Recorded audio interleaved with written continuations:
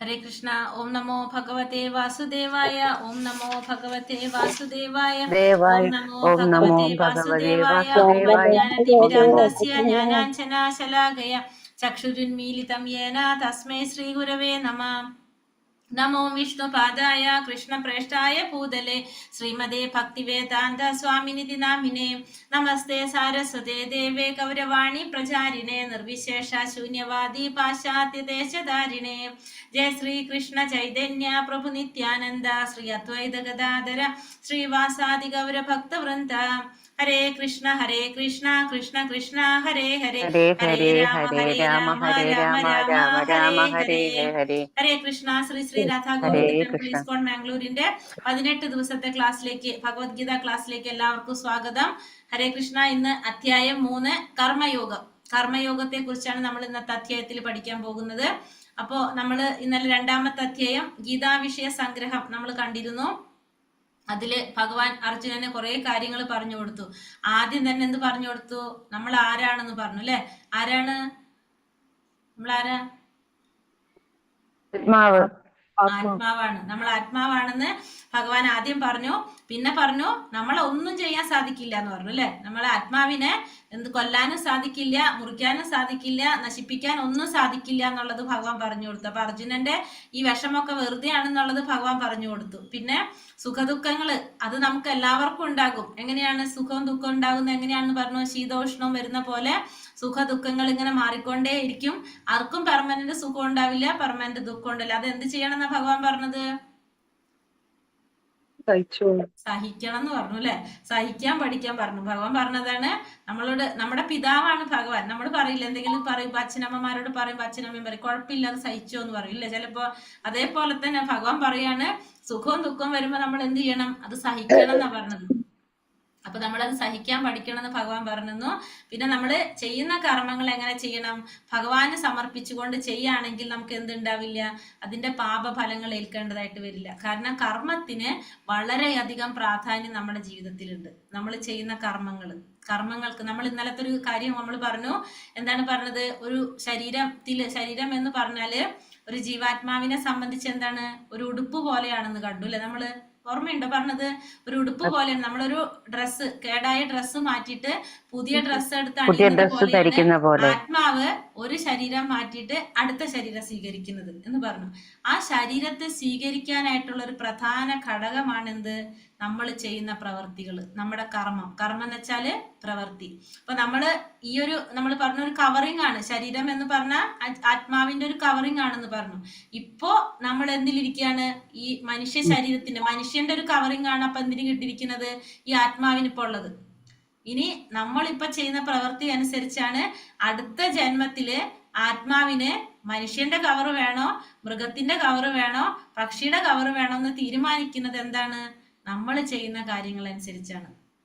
അതായത് നമ്മൾ പറഞ്ഞല്ലേ, അപ്പം ഒരു കവറിങ് ആണെന്നുള്ളത് നമുക്ക് മനസ്സിലായല്ലോ. ശരീരം എന്ന് പറഞ്ഞു കഴിഞ്ഞാൽ അങ്ങനെയാണ് പറഞ്ഞത്. കാരണം ഒരു മാധ്യമം വേണം ജീവാത്മാവിന് പ്രവർത്തിക്കാനായിട്ട്. അതാണ് നമ്മുടെ ശരീരം എന്ന് പറയുന്നത്. ആ ശരീരം മാറുന്ന പ്രക്രിയയാണ് നമ്മൾ എന്ത് പറഞ്ഞത്? മരണം എന്ന് പറയുന്നത്. നമ്മൾ മരണം എന്ന് പറയുന്നത് എന്താണ് ശരിക്കും? ആ ശരീരം മാറുന്ന പ്രക്രിയ, ആത്മാവ് ആ ശരീരം മാറുന്ന പ്രക്രിയ. കാരണം ആത്മാവ് ആ ശരീരത്തിൽ നിന്ന് പോയി കഴിഞ്ഞാൽ നമ്മൾ എന്ത് പറയും? മരണപ്പെട്ടു എന്ന് പറയും. പിന്നെ ആ വ്യക്തി ഇല്ല, പിന്നെ ഒരു ബോഡിയാണത്. പിന്നെ അത് നശിച്ചു പോവാനുള്ളതാണ്. നമ്മൾ എത്ര പ്രിയപ്പെട്ടതായാലും നമ്മൾ അതെന്ത് കളയാണത്? നശിപ്പിച്ച് കളയാണ് ചെയ്യുന്നത് അല്ലെ?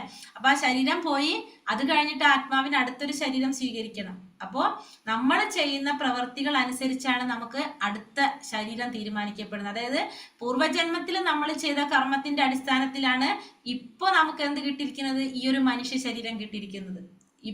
ഇനി ഈ മനുഷ്യ ശരീരത്തിന്റെ ലക്ഷ്യം എന്ന് പറഞ്ഞ എപ്പോഴും എന്താണ്?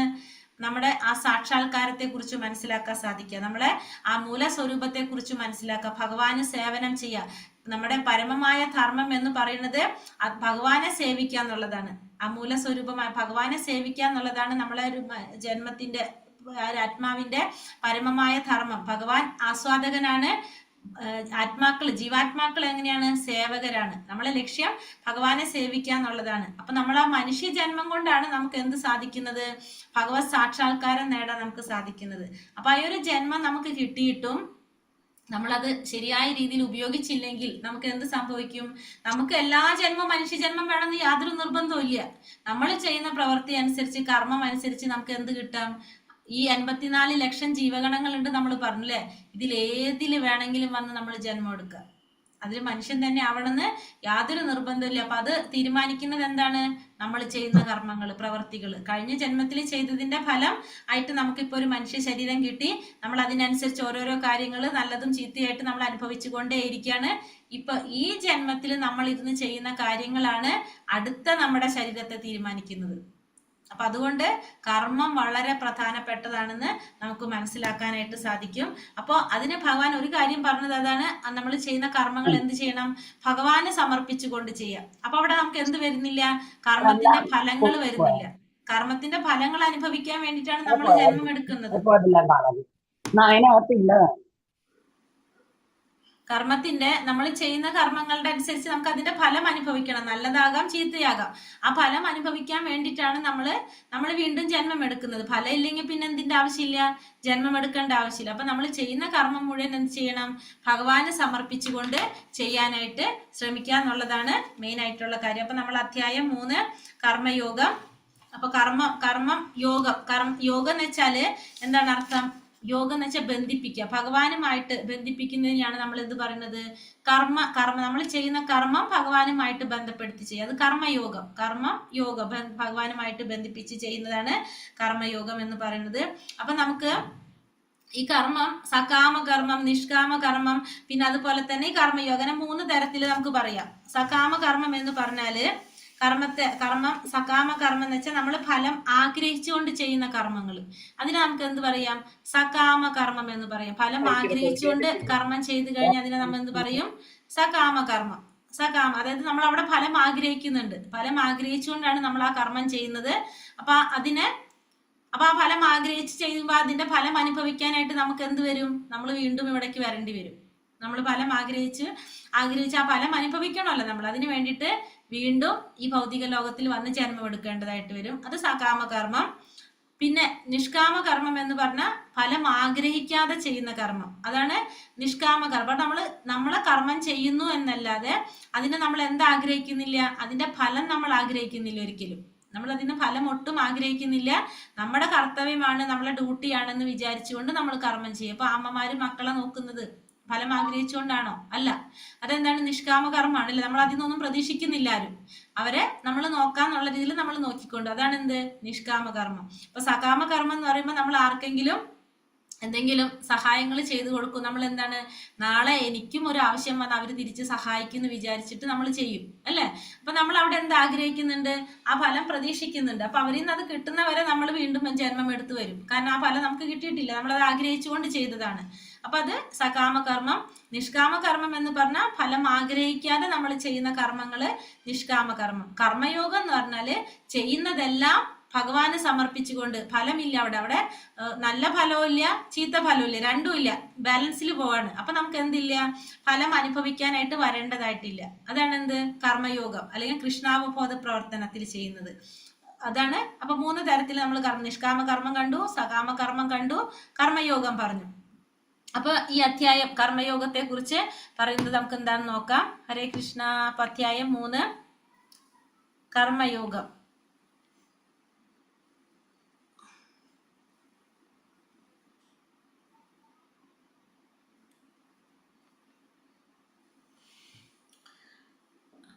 കർമ്മയോഗം. ഓം നമോ ഭഗവതേ വാസുദേവായ.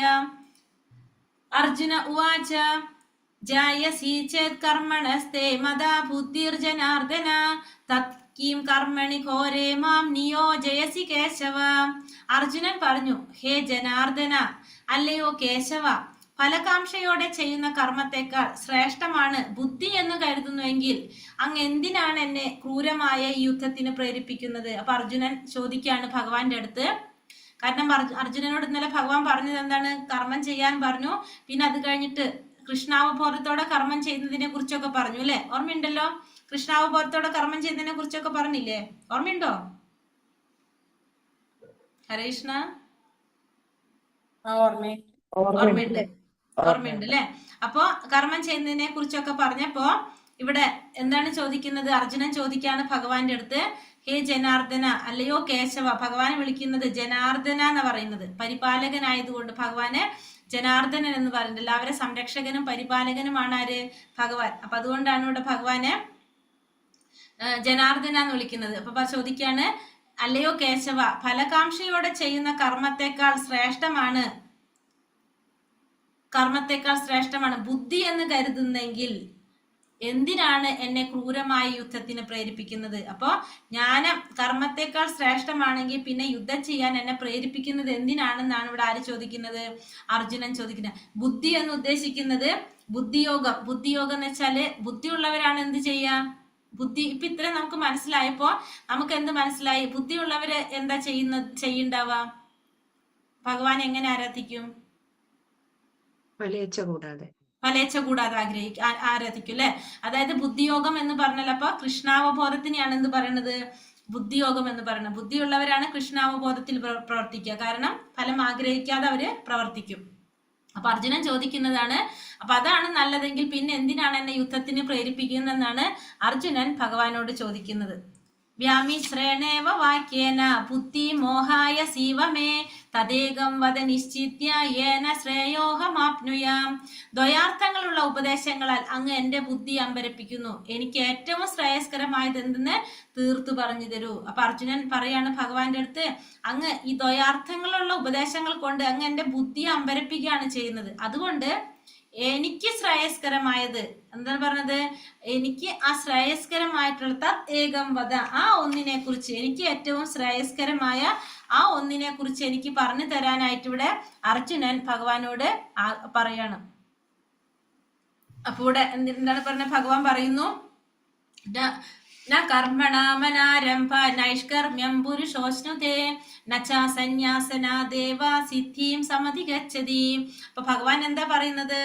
കർമ്മം ചെയ്യാതിരുന്നത് കൊണ്ട് മാത്രം ആരും കർമ്മഫലങ്ങളിൽ നിന്ന് മുക്തരാകുന്നില്ല. സന്യാസം കൊണ്ട് മാത്രം ഒരാൾക്ക് പൂർണ്ണത നേടാനും സാധിക്കില്ല. അപ്പൊ ഭഗവാൻ പറയാണ്, കർമ്മം ചെയ്യാതിരുന്നാല് ആരും കർമ്മത്തിന്റെ ഫലങ്ങളിൽ നിന്ന് മുക്തരാകാൻ സാധിക്കില്ല എല്ലാവർക്കും. അപ്പൊ എല്ലാവരും എന്ത് ചെയ്യണം എന്ന് ഭഗവാൻ പറയാണ്? കർമ്മം ചെയ്യണം. കർമ്മം ചെയ്യാതെ ആർക്കും എന്ത് സാധിക്കില്ല?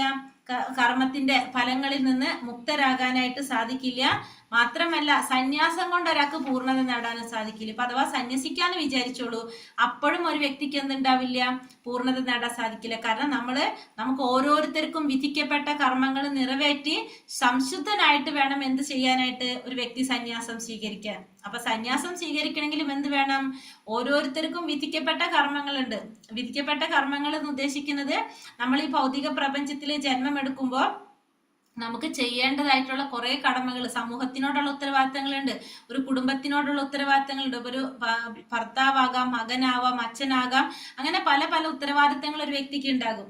അപ്പൊ ഈ പറഞ്ഞ എല്ലാ കാര്യങ്ങളും നിറവേറ്റിയിട്ട് വേണം എന്ത് ചെയ്യാനായിട്ട്? ഒരു വ്യക്തിക്ക് സന്യാസം സ്വീകരിക്കണമെങ്കിൽ തന്നെ. അപ്പൊ കർമ്മം ചെയ്യാതിരുന്നത് കൊണ്ട് മാത്രം ഒരു വ്യക്തിക്ക് എന്തില്ല? കർമ്മത്തിന്റെ ഫലത്തിൽ നിന്ന് നമ്മൾ വിചാരിക്കുകയാണ് കർമ്മം ചെയ്താലല്ലേ ഫലം അനുഭവിക്കേണ്ടി വരുള്ളൂ. എന്നാൽ ശരി, കർമ്മം ചെയ്യാതിരിക്കുക. നമുക്ക് കർമ്മം ചെയ്യാതെ ഇരിക്കാൻ സാധിക്കുമോ? നമുക്കിപ്പോ നമ്മൾ ഒന്നും ചെയ്യാതെ മിണ്ടാതിരിക്കുന്നു എന്ന് പറഞ്ഞാൽ നമ്മുടെ ഇന്ദ്രിയങ്ങൾ എന്ത് ചെയ്തുകൊണ്ടിരിക്കും? പ്രവർത്തിച്ചു കൊണ്ടേയിരിക്കും. ജീവാത്മാവിന് ഒരിക്കലും എന്ത് സാധിക്കില്ല? പ്രവർത്തിക്കാതിരിക്കാനായിട്ട് ഒട്ടും സാധിക്കില്ല. അപ്പൊ നമ്മള് കർമ്മം ചെയ്യുന്നവരാണ്, ചെയ്യണം എന്നാണ് ഭഗവാൻ പറയുന്നത്. നമുക്ക് ചെയ്യേണ്ടതായിട്ടുള്ള കർമ്മങ്ങളെല്ലാം, വിധിക്കപ്പെട്ട കർമ്മങ്ങളെല്ലാം നിറവേറ്റിയിട്ട് വേണം ഒരു വ്യക്തി എന്ത് ചെയ്യാനായിട്ട്? സന്യാസം സ്വീകരിക്കണമെങ്കിൽ തന്നെ. അല്ലാതെ നമുക്ക് എന്ത് സാധിക്കില്ല? പരിപൂർണത നേടാനായിട്ട് സാധിക്കില്ല. അപ്പൊ 4 ആശ്രമങ്ങളുണ്ട്: ബ്രഹ്മചര്യം, ഗൃഹസ്ഥം, വാനപ്രസ്ഥം, സന്യാസം. അപ്പൊ അതില് 4ാമത്തെ ആശ്രമമാണ് എന്ത്? സന്യാസം എന്ന് പറയുന്നത്. ബ്രഹ്മചര്യം, ഗൃഹസ്ഥം, വാനപ്രസ്ഥം, സന്യാസം. ഇതില് 4ാമത്തെ ആശ്രമമാണ് സന്യാസം എന്ന് പറയുന്നത്. ബ്രഹ്മചര്യം എന്ന് പറഞ്ഞാൽ എങ്ങനെയാണ്? ഇപ്പൊ നമ്മൾ ജനിച്ച ഒരു 25 വയസ്സ് വരെ നമ്മൾ പഠിച്ചുകൊണ്ടിരിക്കുന്ന ഒരു സമയം നമുക്ക് എന്ത് പറയാം? ബ്രഹ്മചര്യ ആശ്രമ അവസ്ഥയിലാണെന്ന് പറയാം. നമ്മളെ ആദ്യത്തെ ഒരു അവസ്ഥ ബ്രഹ്മചര്യത്തിലാണ് നമ്മുടെ ആശ്രമം വരുന്നത്. അത് കഴിഞ്ഞിട്ട് നമ്മൾ എന്തിലേക്ക് കടക്കും? പഠിപ്പൊക്കെ കഴിഞ്ഞ് നമ്മൾ ഗൃഹസ്ഥത്തിലേക്ക് കടന്നു. ഭാര്യയായി, മക്കളായി, വീടായി, കുടുംബമായി, ജോലിയായി, ഉത്തരവാദിത്തങ്ങളായി. അപ്പൊ പിന്നെ നമ്മൾ എന്തായി? ഗൃഹസ്ഥത്തിലേക്ക് കടന്നു. നമ്മുടെ ഉത്തരവാദിത്തങ്ങൾ അതിനനുസരിച്ച് നമ്മൾ ചെയ്യേണ്ടതായിട്ടുള്ള ഉത്തരവാദിത്തങ്ങളും കർമ്മങ്ങളും നമ്മൾ ചെയ്തുകൊണ്ടേയിരിക്കും. അത് കഴിഞ്ഞ് ഒരു 50 വയസ്സ് വരെ നമുക്ക് എന്ത് പറയാം? ഗൃഹസ്ഥം പറയാം. അതിനുശേഷം പിന്നെ നമ്മൾ എവിടേക്ക് കടക്കും? വാനപ്രസ്ഥത്തിലേക്ക് കടക്കും. വാനപ്രസ്ഥത്തിലേക്ക് കടന്നു കഴിഞ്ഞാൽ നമ്മൾ എന്ത് ചെയ്യണം? ഭഗവാനെ കുറിച്ച് ചിന്തിക്കാൻ തുടങ്ങണം അല്ലെ? അപ്പൊ നമ്മള് അതിൽ നിന്നൊക്കെ മാറി വാനപ്രസ്ഥത്തിലേക്ക് കടന്നു. അത് കഴിഞ്ഞിട്ടാണ് എന്ത് വരുന്നത്? സന്യാസം വരുന്നത്. എല്ലാതും ഉപേക്ഷിക്കണം. മറ്റേത് എന്ത് ചെയ്യണം? നമ്മളെ താക്കോലും കാര്യങ്ങളൊക്കെ വീട്ടിൽ മക്കളൊക്കെ ഏൽപ്പിച്ച് നമ്മൾ സ്വസ്ഥമായിട്ടിരുന്ന് ഭഗവാന്റെ നാമം ജപിക്കും, ഭഗവാന്റെ കാര്യങ്ങൾ ചെയ്യുക. അതായത് ഈ 4 സ്റ്റേജസിൽ കൂടിയാണ് നമ്മൾ കടന്നു പോകുന്നത്. ബ്രഹ്മചര്യം, ഗൃഹസ്ഥം, വാനപ്രസ്ഥം, സന്യാസം. അപ്പൊ ആ സന്യാസത്തിലേക്ക് ഇപ്പൊ നമുക്ക് നേരെ ബ്രഹ്മചര്യത്തിൽ നിന്ന് നമുക്ക് വേണമെങ്കിൽ നേരെ എന്ത് ചെയ്യാം? സന്യാസത്തിലേക്ക് കടക്കാം. ഗൃഹസ്ഥത്തിൽ നിന്ന് നേരെ സന്യാസത്തിലേക്ക് കടന്നാൽ എന്താണ്? ഇപ്പൊ ബ്രഹ്മചര്യത്തിൽ നിന്ന് കടന്നാൽ നമുക്കുള്ള ഉത്തരവാദിത്തങ്ങളുണ്ട്. ഇപ്പൊ ഒരു മകനായിരിക്കാം, അല്ലെങ്കിൽ എന്തൊക്കെയാണോ നമുക്ക് ഗൃഹസ്ഥത്തിലേക്ക് കടന്നില്ല എന്ന് മാത്രമേ ഉള്ളൂ അല്ലെ? ആ സമൂഹത്തിനോടുള്ള ഉത്തരവാദിത്തങ്ങളുണ്ട്. അപ്പൊ നമുക്ക് എപ്പോഴും നമ്മൾ എന്ത് ചെയ്തിട്ട് വേണം? നമ്മൾ ചെയ്യേണ്ടതായിട്ടുള്ള നമ്മുടെ നിയുക്തമായിട്ടുള്ള വിധിക്കപ്പെട്ട കർമ്മങ്ങളെല്ലാം നിറവേറ്റിയിട്ടായിരിക്കണം നമ്മൾ എവിടേക്ക് കടക്കേണ്ടത്? സന്യാസം സ്വീകരിക്കണമെങ്കിൽ. കാരണം അല്ലെങ്കിൽ ആ സന്യാസം കൊണ്ട് നമുക്ക് ഒരാൾക്ക് എന്ത് സാധിക്കില്ല? പൂർണ്ണത നേടാനായിട്ട് സാധിക്കില്ല. കാരണം നമ്മളെ ഹൃദയശുദ്ധി വരുത്തിയിട്ട് നമ്മൾ പുറമേക്ക് മാത്രം ഒരു വ്യക്തി സന്യാസി, രൂപം കൊണ്ട് സന്യാസി ആയിട്ട് കാര്യമില്ല. കാരണം എന്താ വേണ്ടത്? ഇന്ദ്രിയങ്ങളെ നിയന്ത്രിക്കാൻ സാധിക്കണം. നമ്മൾ ഇന്നലെ പറഞ്ഞു അല്ലെ? എന്താണ് ഒരു പേട് പറഞ്ഞല്ലോ? നമ്മൾ ഇന്ദ്രിയങ്ങളെ നിയന്ത്രിക്കുന്ന വ്യക്തിക്ക് ഓർമ്മയുണ്ടോ? സ്ഥിതപ്രജ്ഞൻ അല്ലെ? സ്ഥിതപ്രജ്ഞനായിട്ട് വേണം എന്ത് ചെയ്യാനായിട്ട്? ഒരു സന്യാസിയിലേക്ക് പരിത്യാഗം ഒക്കെ ചെയ്യേണ്ടത് അത്യാവശ്യമാണ്. അപ്പൊ പിന്നെ അടുത്തതിൽ എന്താ? അപ്പൊ കർമ്മം ചെയ്യണം എന്നുള്ളത് ഭഗവാൻ നമുക്ക് തീർത്തു പറഞ്ഞു തന്നു. വിധിക്കപ്പെട്ട കർമ്മങ്ങൾ നിർവഹിക്കാതെ നമുക്ക് എന്ത് സാധിക്കില്ല? സന്യാസത്തിലേക്ക് കടക്കാനായിട്ടും സാധിക്കില്ല എന്ന് പറഞ്ഞു. ഇനി അതെങ്ങനെ ചെയ്യണം എന്ന് ഭഗവാൻ പറയാണ്. യജ്ഞാർത്ഥാത് കർമ്മണോ ന്യത്ര ലോകോയം കർമ്മ ബന്ധനഃ തഥർത്ഥം കർമ്മ കൗന്ദേയ മുക്ത സംഘാസമാചരഃ. എങ്ങനെയാണ് കർമ്മം ചെയ്യേണ്ടത്? കർമ്മം വിഷ്ണുവിനായുള്ള യജ്ഞം എന്ന നിലയിലാണ് അനുഷ്ഠിക്കേണ്ടത്. ഒരു യജ്ഞമായിട്ട്, വിഷ്ണുവിനായിട്ടുള്ള യജ്ഞമായിട്ടാണ് എന്ത് അനുഷ്ഠിക്കേണ്ടത്? കർമ്മം അനുഷ്ഠിക്കേണ്ടത്. അല്ലെങ്കിൽ അത് മനുഷ്യനെ ഭൗതിക ലോകത്തോട് കൂടുതൽ ബന്ധിക്കുകയുള്ളൂ. അല്ലെങ്കിൽ അതെന്ത് സംഭവിക്കും? നമ്മൾ യജ്ഞങ്ങൾ അനുഷ്ഠിക്കണം. യജ്ഞം എന്ന നിലയിലായിരിക്കണം നമ്മൾ കർമ്മം ചെയ്യേണ്ടത്. അല്ലെങ്കിൽ നമ്മൾ ചെയ്യുന്ന കർമ്മത്തിന്റെ ഫലം അനുഭവിക്കാനായിട്ട് നമ്മൾ എന്ത് വരും? ഈ ഭൗതിക ലോകത്തിൽ വീണ്ടും വന്ന് ജന്മമെടുക്കും. അപ്പൊ നമ്മളെ ഭൗതിക ലോകത്തോട് കൂടുതൽ ബന്ധിപ്പിക്കുകയാണ് അവിടെ ചെയ്യുന്നത്. കുന്തിപുത്ര, നിന്റെ നിർദ്ദിഷ്ട കർമ്മങ്ങളെ ഭഗവാന്റെ സംതൃപ്തിക്കായി നിർവഹിക്കൂ. അങ്ങനെ ചെയ്താൽ നിനക്ക് എന്നെന്നും ബദ്ധമുക്തനായിരിക്കാൻ സാധിക്കും. അപ്പോ കർമ്മം ചെയ്യണമെന്നുള്ളത് ഭഗവാൻ നമുക്ക് തീർത്തു പറഞ്ഞു തന്നു. ആ കർമ്മം എങ്ങനെ ചെയ്യണം? ഭഗവാന് വേണ്ടിയുള്ള യജ്ഞം എന്ന നിലയിലായിരിക്കണം നമ്മൾ അനുഷ്ഠിക്കേണ്ടത്. അങ്ങനെ ചെയ്തു കഴിഞ്ഞാൽ, കാരണം ഭഗവാന് വേണ്ടി ചെയ്യാന്ന് വെച്ചാൽ പിന്നെ അവിടെ നമുക്ക് എന്തില്ല? അതിന്റെ ഫലങ്ങൾ നമ്മൾ ആഗ്രഹിക്കുന്നില്ല. അപ്പൊ അങ്ങനെ ആകുമ്പോൾ നമുക്ക് അവിടെ എന്ത് വരുന്നില്ല? ബന്ധനം വരുന്നില്ല. ഫലങ്ങൾ ആഗ്രഹിക്കുമ്പോഴാണ് നമുക്ക് ഈ ഭൗതിക ലോകത്തിൽ വന്ന് ജന്മം എടുക്കേണ്ടി വരുന്നത്. അപ്പോ ഭഗവാന് സമർപ്പിക്കുകയാണെങ്കിൽ അതെന്തില്ല? ഭൗതിക ലോകത്തോട് നമ്മളെ ബന്ധിപ്പിക്കുന്നില്ല. അതുകൊണ്ട് നിർദ്ദിഷ്ട കർമ്മങ്ങൾ എന്ത് വേണം? ഭഗവാന്റെ സംതൃപ്തിക്കായിട്ടാണ് നിർവഹിക്കേണ്ടത്. അങ്ങനെ ചെയ്യുകയാണെങ്കിൽ നിനക്ക് എന്നെന്നും ബദ്ധമുക്തനായിട്ടിരിക്കാനായിട്ട് സാധിക്കുമെന്ന് ഭഗവാൻ ഇവിടെ പറയുന്നു. ഇനി ഇവിടെ എന്താ പറയുന്നത്? അതല്ലെങ്കിലോ, അതെന്തെങ്കിലും സംഭവിക്കുന്നത്? യജ്ഞശിഷ്ടാശിനാ സന്തോ മുച്യന്തേ സർവകിൽബിഷൈഹി ഭൂഞ്ചതേ തേ ത്വകം പാപായേ പചന്ത്യാത്മകാരണാത്. യജ്ഞത്തിൽ നിവേദിക്കപ്പെടുന്ന അന്നം ഭക്ഷിക്കുന്നത് കൊണ്ട് ഭഗവത് ഭക്തന്മാർ സർവ്വപാപങ്ങളിൽ നിന്നും മുക്തരാകുന്നു. നേരെ മറിച്ച് സ്വയം ആസ്വദിക്കാൻ വേണ്ടി മാത്രം ഭക്ഷണം ഉണ്ടാക്കുന്നവൻ പാപത്തെയാണ് ഭുജിക്കുന്നത്. അപ്പൊ യജ്ഞങ്ങള് നമ്മൾ പറഞ്ഞു, യജ്ഞം അനുഷ്ഠിക്കണം എന്നുള്ളത് ഭഗവാൻ പറഞ്ഞു. യജ്ഞം ചെയ്യണം, നമ്മൾ ചെയ്യേണ്ട കർമ്മങ്ങൾ നമ്മൾ ചെയ്തേ പറ്റൂ. അപ്പൊ നമ്മൾ യജ്ഞങ്ങളൊക്കെ അനുഷ്ഠിക്കുമ്പോൾ ആ യജ്ഞത്തിൽ നിവേദിക്കപ്പെടുന്ന അന്നം ഭക്ഷിക്കുന്നത് കൊണ്ട്, അപ്പൊ യജ്ഞത്തിൽ നമ്മൾ എന്ത് സമർപ്പിക്കും? ഭഗവാന് അന്നം സമർപ്പിക്കും, ഭക്ഷണം സമർപ്പിക്കുമ്പോൾ ഭഗവത് ഭക്തന്മാർക്ക് എല്ലാ പാപങ്ങളിൽ നിന്നും മുക്തരാകും. അപ്പൊ നമ്മൾ ഭഗവാന് സമർപ്പിച്ചുകൊണ്ട് എന്ത് ചെയ്യുമ്പോഴും നമുക്ക് പിന്നെ അതെന്തുണ്ടാവില്ല? അതിന്റെ പാപഫലങ്ങളോ പുണ്യഫലങ്ങളോ നമുക്ക് ഏൽക്കേണ്ടതായിട്ട് വരുന്നില്ല. അതിൽ നിന്നൊക്കെ മുക്തി നേടാനായിട്ട് നമുക്ക് സാധിക്കും, മോചനം നേടാൻ നമുക്ക് സാധിക്കും. നേരെ മറിച്ച് സ്വയം ആസ്വദിക്കാൻ വേണ്ടി മാത്രം ഭക്ഷണം ഉണ്ടാക്കുകയാണെങ്കിലോ അവര് പാപത്തെയാണ് ഭുജിക്കുന്നത്. അപ്പൊ നേരെ മറിച്ച് നമ്മൾ ചെയ്യുന്ന കാര്യം നമ്മളെ ആസ്വാദനത്തിന് വേണ്ടിയാണ് ചെയ്യുന്നത്. ഇപ്പൊ ഭക്ഷണം ഉണ്ടാക്കി കഴിക്കുന്നതായാലും ചെയ്യുന്ന പ്രവർത്തികളായാലും എല്ലാം നമ്മളെ സന്തോഷിപ്പിക്കാൻ, നമ്മുടെ ഇന്ദ്രിയങ്ങളെ സന്തോഷിപ്പിക്കാൻ വേണ്ടിയിട്ടാണ് നമ്മൾ ചെയ്യുന്നതെങ്കിലോ, നമുക്ക് ആസ്വദിക്കാൻ വേണ്ടിയാണ് ചെയ്യുന്നതെങ്കിൽ നമ്മൾ പാപത്തെയാണ് ഭുജിക്കുന്നത് എന്നാണ് പറയുന്നത്. അപ്പൊ യജ്ഞത്തില് ഭഗവാന് അന്നം സമർപ്പിച്ചു കഴിഞ്ഞാല് എല്ലാ തരത്തിലുള്ള പാപങ്ങളിൽ നിന്ന്, സർവ്വ പാപങ്ങളിൽ നിന്ന് നമുക്ക് മുക്തരാകാൻ സാധിക്കും. നേരെ മറിച്ച് സ്വയം ഭക്ഷണം ഉണ്ടാക്കി കഴിക്കുന്നവരാണെങ്കിൽ, അതായത് ഭഗവാനെ സമർപ്പിക്കാതെ സ്മരിക്കാതെ കഴിക്കുന്നവരാണെങ്കിൽ പാപത്തെയാണ് ഭുജിക്കുന്നത് എന്നാണ് ഇവിടെ ഭഗവാൻ പറയുന്നത്. ഇവിടെ ഇത് ഇസ്കോണില്, നമ്മൾ ഇസ്കോൺ ക്ഷേത്രത്തിൽ എന്താണ്, നമ്മൾ കഴിക്കുന്ന എല്ലാ ഭക്ഷണ പദാർത്ഥങ്ങളും എന്ത് ചെയ്യും, ഭഗവാന് സമർപ്പിച്ചതിന് ശേഷം ആണ് നമ്മൾ സ്വീകരിക്കുന്നത്. അത് എന്തൊക്കെ കൊടുക്കാൻ സാധിക്കും, നമ്മൾ കഴിക്കുന്ന എല്ലാതും, അതായത് പഴവർഗ്ഗങ്ങള്, പാലുൽപ്പന്നങ്ങള്, തൈര്, പിന്നെ എന്തൊക്കെയാണ്, ചോറ്, കറികള്, എന്തില്ല അതില്, നോൺ വെജ് നമ്മൾ വെക്കുണ്ടാവില്ല. അപ്പൊ അങ്ങനത്തെ ഭക്ഷണ പദാർത്ഥങ്ങൾ ഒഴിവാക്കിയിട്ട് സ്വാത്വികമായിട്ടുള്ള, അതായത് സ്വാത്വികമായ രീതിയിലുള്ള ഭക്ഷണ പദാർത്ഥങ്ങളെല്ലാം ഭഗവാന് സമർപ്പിക്കും. ഫ്രൂട്ട്സുകളെല്ലാം നമ്മൾ എന്ത് ചെയ്യും, ഭഗവാന് സമർപ്പിച്ചിട്ടാണ് നമ്മൾ എടുക്കുന്നത്. അങ്ങനെ ചെയ്യുന്നത് കൊണ്ടുള്ളൊരു ഗുണം എന്താണ് ഇവിടെ പറയുന്നത്, അന്നാത് ഭവന്തി ഭൂതാനി പർജന്യാദന്ന സംഭവഃ യജ്ഞാത് ഭവതി പർജന്യോ യജ്ഞ കർമ്മ സമുദ്ഭവഃ. കാരണം നമുക്കത് മനസ്സിലാക്കാൻ സാധിക്കണം. എങ്ങനെ, എല്ലാ ജീവജാലങ്ങൾക്കും ജീവിക്കാൻ എന്ത് വേണം, ധാന്യം വേണം. ഈ ധാന്യം എങ്ങനെയാ നമുക്ക് കിട്ടുന്നത്, മഴ മൂലമാണ് കിട്ടുന്നത്. ഈ മഴ നമുക്ക് എങ്ങനെ കിട്ടുന്നു, യജ്ഞങ്ങളിൽ നിന്നാണ് കിട്ടുന്നത്. യജ്ഞങ്ങൾ നമുക്ക് എങ്ങനെയാ മനസ്സിലാക്കുന്നത്, യജ്ഞങ്ങൾ എന്ന് വെച്ചാൽ വിധിപ്രകാര കർമ്മങ്ങൾ. ആ വിധിപ്രകാരമുള്ള കർമ്മങ്ങൾ നമുക്ക് എങ്ങനെ അറിയാൻ സാധിക്കും, നമുക്ക് വേദങ്ങളിൽ നിന്ന്, ശാസ്ത്രങ്ങളിൽ നിന്നാണ് നമുക്ക് അറിയുന്നത്. അപ്പൊ നമ്മള് ശാസ്ത്രപ്രകാരം നമ്മുടെ വിധിപ്രകാരമായ കർമ്മങ്ങൾ നമ്മൾ മനസ്സിലാക്കി അതനുസരിച്ച് നമ്മൾ യജ്ഞങ്ങൾ ചെയ്യും. ആ യജ്ഞങ്ങൾ ചെയ്യുമ്പോൾ എന്തെല്ലാം സംഭവിക്കും, ദേവന്മാര് സന്തോഷിക്കും. അപ്പൊ നമുക്ക് മഴ ലഭിക്കും. ആ മഴ ലഭിക്കുമ്പോൾ നമുക്ക് എന്ത് കിട്ടും, ധാന്യങ്ങൾ ഉണ്ടാവും. ഈ ധാന്യങ്ങൾ കൊണ്ടാണ് നമ്മൾ ജീവിക്കുന്നത്. അപ്പൊ നമ്മൾ എന്ത് ചെയ്യാണ്, അപ്പൊ ഇതൊക്കെ നമുക്ക് കിട്ടുന്നത് എങ്ങനെയാണ്, ഭഗവാന്റെ കാരുണ്യം കൊണ്ടാണ് നമുക്ക് കിട്ടുന്നത്. അപ്പൊ അതിന് നമ്മൾ എന്ത് ചെയ്യണം, നമുക്ക് കിട്ടുന്നതെല്ലാം ഭഗവാന് സമർപ്പിച്ചിട്ട് വേണം നമ്മൾ ഉപയോഗിക്കാനായിട്ട്. അപ്പോ ഇവിടെ സൈക്കിള് പറയുന്നുണ്ട് ഇതിന്റെ. അപ്പൊ അതായത് നമുക്ക് വിധിക്കപ്പെട്ട കർമ്മങ്ങള്, നമുക്ക് ഈ വേദങ്ങൾ എന്ന് പറഞ്ഞാൽ ശാസ്ത്രങ്ങൾ നമുക്ക് എവിടെന്നാ കിട്ടിയത്, ഭഗവാനിൽ നിന്നാണ് ഈ ശാസ്ത്രങ്ങൾ വന്നത്. ആ ഭഗവാൻ ഈ ശാസ്ത്രങ്ങൾ ആർക്ക് പറഞ്ഞു കൊടുത്തു, വേദങ്ങള് ബ്രഹ്മാവിന് പറഞ്ഞു കൊടുത്തു. ബ്രഹ്മാവിനാണ് ഭഗവാൻ ഈ വേദം തേനേ ബ്രഹ്മഹൃദായ ആദി കവയെ മുഹ്യന്തയ സൂരയ എന്ന് പറയുന്നത്. അതായത് ഭഗവാൻ ബ്രഹ്മാവിന്റെ ഹൃദയത്തിലേക്കാണ് ആദ്യ ജ്ഞാനം പകർന്നു കൊടുക്കുന്നത്. അപ്പൊ ബ്രഹ്മാവ് ആ വേദങ്ങളെ നമുക്ക് മനസ്സിലാക്കി. ആ വേദങ്ങളിൽ നിന്ന് നമുക്ക് എന്ത് മനസ്സിലാക്കി, നമുക്ക് വിധിക്കപ്പെട്ട കർമ്മങ്ങൾ, നമുക്ക് ഓരോരുത്തർക്കും വിധിക്കപ്പെട്ട കർമ്മങ്ങളുണ്ട്. അത് ഏതാണ് എന്നുള്ളത് നമുക്ക് മനസ്സിലാക്കാൻ സാധിച്ചു. അപ്പൊ ഓരോ യുഗത്തിനനുസരിച്ച് എന്ത് വരുന്നുണ്ട്, യജ്ഞങ്ങൾ വരുന്നുണ്ട്. അപ്പൊ ആ യജ്ഞങ്ങളെ നമുക്ക് മനസ്സിലാക്കാൻ സാധിച്ചു. അത് പ്രകാരം നമ്മൾ വിധിക്കപ്പെട്ട കർമ്മങ്ങൾ ചെയ്തു. ആ കർമ്മ ചെയ്യുമ്പോൾ നമുക്ക് എന്ത് സംഭവിച്ചു, യജ്ഞങ്ങൾ അനുഷ്ഠിച്ചപ്പോൾ മഴ ലഭിച്ചു. മഴ ലഭിക്കുമ്പോൾ നമുക്ക് ധാന്യങ്ങൾ ഉണ്ടാക്കാം. ആ ധാന്യങ്ങൾ കൊണ്ട് നമ്മൾ എന്തുണ്ടാക്കുന്നു, ഭക്ഷണ പദാർത്ഥങ്ങൾ ഉണ്ടാക്കുന്നു.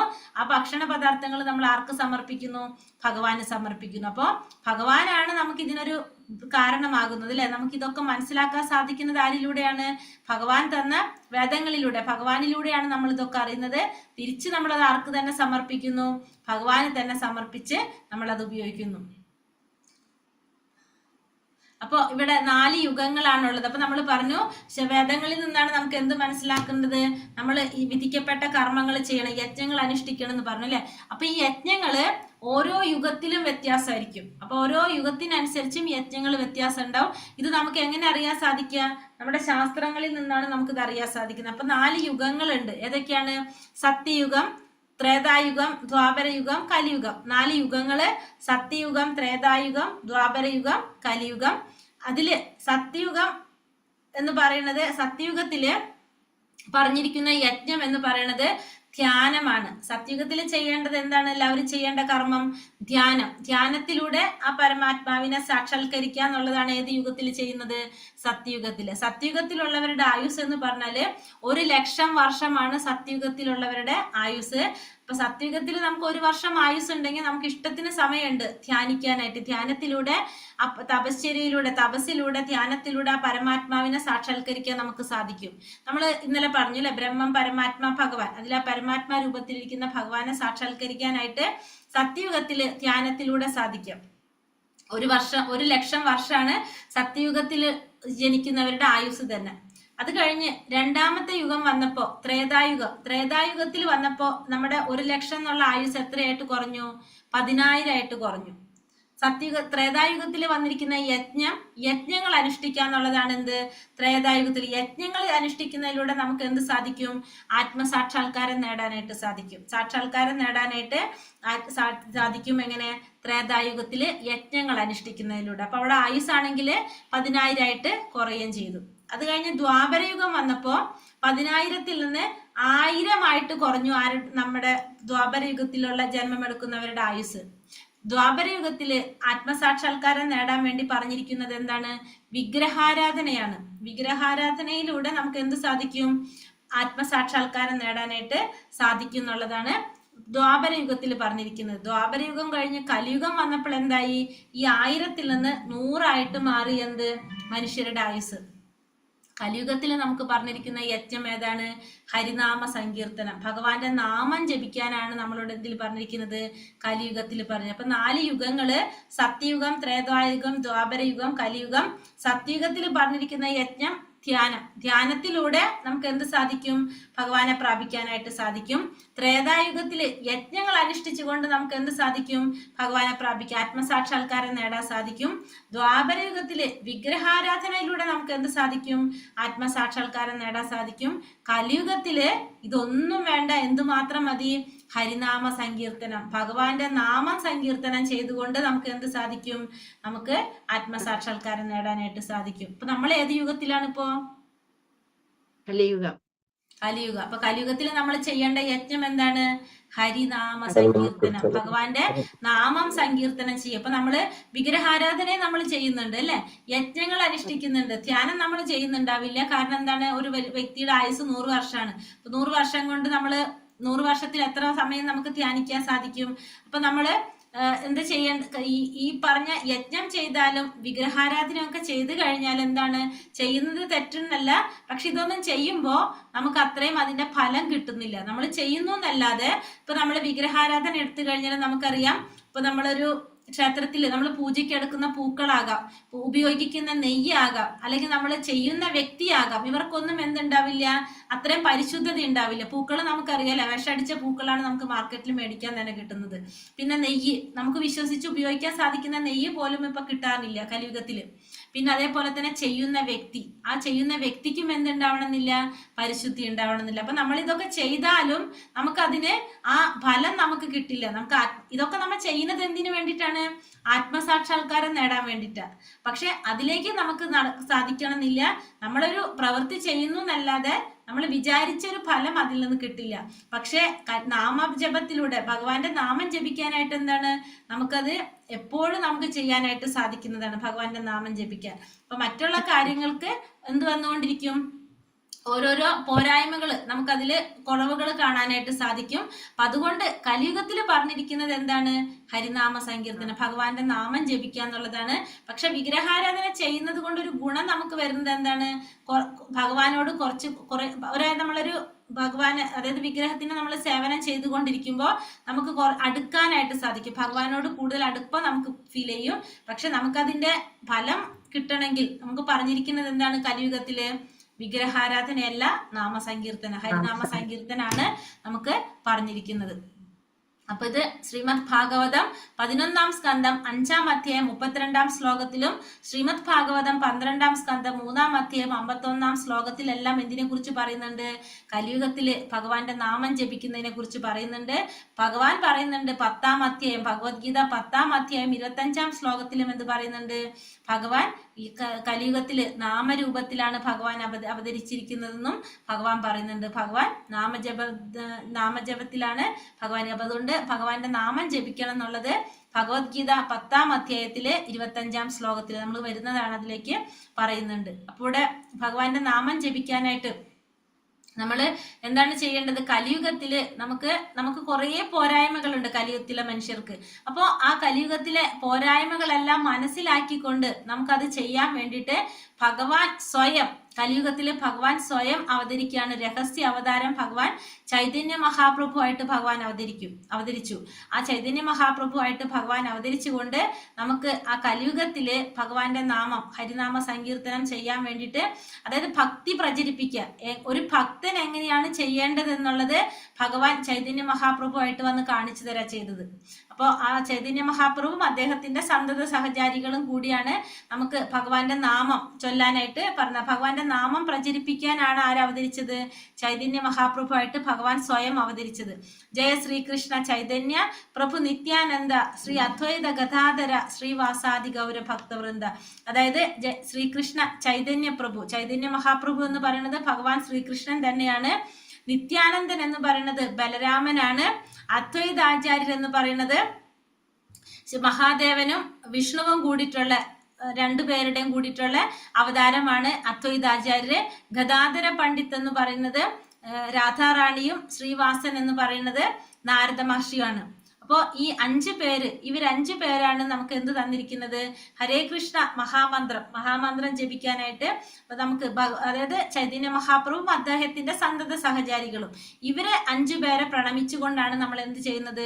ഭഗവാന്റെ നാമം ജപിക്കാൻ തുടങ്ങുന്നത്, ഹരേ കൃഷ്ണ മഹാമന്ത്രം ജപിക്കാൻ തുടങ്ങുന്നത്. അപ്പോ ശ്രീകൃഷ്ണ പ്രഭു, ജയ ശ്രീകൃഷ്ണ ചൈതന്യ പ്രഭു നിത്യാനന്ദ ശ്രീ അദ്വൈത ഗതാധര ശ്രീവാസാദി ഗൗര ഭക്തവൃന്ദ. അപ്പോ ചൈതന്യ മഹാപ്രഭു എന്ന് പറയുന്നത് ഭഗവാൻ ശ്രീകൃഷ്ണന്റെ രഹസ്യ അവതാരം, നിത്യാനന്ദൻ എന്ന് പറയുന്നത് ബലരാമൻ, അദ്വൈതാചാര്യൻ എന്ന് പറയുന്നത് മഹാദേവനും വിഷ്ണുവും കൂടിയിട്ടുള്ള ഒരു അവതാരമാണ് അദ്വൈതാചാര്യർ വരുന്നത്. ഗദാധര പണ്ഡിറ്റ് എന്ന് പറയുന്നത് രാധാറാണി, ശ്രീവാസൻ എന്ന് പറയുന്നത് നാരദ മഹർഷി. ഈ 5 പേര് ഗുരുക്കന്മാരായിട്ട് നമ്മൾ ഇവരെ പ്രണമിച്ചുകൊണ്ടാണ് നമ്മൾ എന്ത് ചെയ്യുന്നത്? ഭഗവാന്റെ നാമം ജപിക്കാനായിട്ട് തുടങ്ങുന്നത്. അപ്പൊ എന്തുകൊണ്ടാണ് നമ്മൾ ഹരേ കൃഷ്ണ കൃഷ്ണ കൃഷ്ണ ഹരേ ഹരേ, ഹരേ രാമ രാമ രാമ ഹരേ ഹരേ, ഇതാണ് നമ്മുടെ മന്ത്രം. അപ്പൊ നമ്മളറിയാം, നമ്മൾ ആദ്യമേ പഠിച്ചിരിക്കുന്നത് എങ്ങനെയാണ്? ഹരേ രാമ രാമ രാമ ഹരേ ഹരേ, ഹരേ കൃഷ്ണ കൃഷ്ണ കൃഷ്ണ ഹരേ ഹരേ. ഇതാണ് നമ്മൾ കേട്ടിട്ടുള്ളത്. ചെറിയ പ്രായത്തിലെ തൊട്ട് നമ്മൾ കേട്ടു വരുന്നത് ഇതാണ്. കാരണം നമുക്കറിയാം, ഓരോ യുഗം കഴിഞ്ഞ് അടുത്ത യുഗം ഇങ്ങനെ തുടങ്ങിക്കൊണ്ടേ ഇരിക്കുകയായിരുന്നു അല്ലെ. ഇപ്പൊ ഫസ്റ്റ് സത്യയുഗം കഴിഞ്ഞു, നേരെ ദ്വാപരയുഗം ത്രേതായുഗം തുടങ്ങി, അത് കഴിഞ്ഞപ്പോഴേക്കും ദ്വാപരയുഗം വന്നു, അത് കഴിഞ്ഞ് കലിയുഗം വന്നു. ഇതിങ്ങനെ ഓരോ യുഗങ്ങൾ, ഇപ്പൊ കലിയുഗം കഴിഞ്ഞ വീണ്ടും ഏത് യുഗം തുടങ്ങും? സത്യയുഗം തുടങ്ങും. അപ്പൊ ഇങ്ങനെ ഓരോ യുഗങ്ങൾ ഇങ്ങനെ മാറിക്കൊണ്ടേയിരിക്കും. അപ്പോ നമ്മൾ പറഞ്ഞു, നമ്മുടെ ശാസ്ത്രങ്ങളിൽ പറഞ്ഞിരിക്കുന്ന പ്രകാരമാണ് നമ്മൾ ഇതൊക്കെ ചെയ്തു പോകുന്നത്. അപ്പോ കഴിഞ്ഞ യുഗം വരെ എങ്ങനെയാണ്? നമ്മൾ ഈ കലിയുഗത്തിലുള്ള മനുഷ്യരെ സംബന്ധിച്ചാണ് എന്തുള്ളത്? കൂടുതൽ പോരായ്മകളുള്ളത് അല്ലെ. ഇപ്പൊ സത്യയുഗത്തിലുള്ളവരെന്താണ്? ധർമ്മത്തിന്റെ 4 തൂണുകളും പാലിക്കുന്നവരാണ്. ഇപ്പൊ ധർമ്മത്തിന് 4 തൂണുകളുണ്ട്: സത്യസന്ധത, പരിശുദ്ധി, തപസ്. ഇതൊക്കെ പാലിക്കുന്നവരാണ് എന്ത്? കലിയുഗത്തിലുള്ളവര്. അത് കഴിഞ്ഞ് ത്രേതായുഗത്തിൽ വരുമ്പോൾ എന്ത് സംഭവിക്കും? അതിന്റെ കുറഞ്ഞുകൊണ്ടിരിക്കും. ഈ 4 എണ്ണത്തില് കുറയും. അത് കഴിഞ്ഞ് ദ്വാപരയുഗം വരുമ്പോ വീണ്ടും കുറയും. കലിയുഗം വരുമ്പോഴോ ഒട്ടും ഇല്ലാത്തൊരവസ്ഥയിലേക്ക് പോകും. അപ്പോ ഈ കലിയുഗത്തിലെ ജനങ്ങൾക്ക് ഏത് സമയത്തും എപ്പോഴും ഭഗവാന്റെ നാമം ജപിക്കാൻ വേണ്ടിയിട്ട്, കാരണം കലിയുഗത്തിലെ ജനങ്ങൾക്ക് കുറെ പോരായ്മകളുണ്ട്. അപ്പോ എല്ലാവർക്കും എന്ത് സാധിക്കില്ല? ഹരേ കൃഷ്ണ ഹരേ രാമ മഹാമന്ത്രം, അത് വേദമന്ത്രാണ്. നമ്മുടെ വേദത്തിൽ പറഞ്ഞിരിക്കുന്ന മന്ത്രാണ് എന്ത്? ഹരേ രാമ രാമ രാമ ഹരേ ഹരേ, ഹരേ കൃഷ്ണ കൃഷ്ണ കൃഷ്ണ ഹരേ ഹരേ.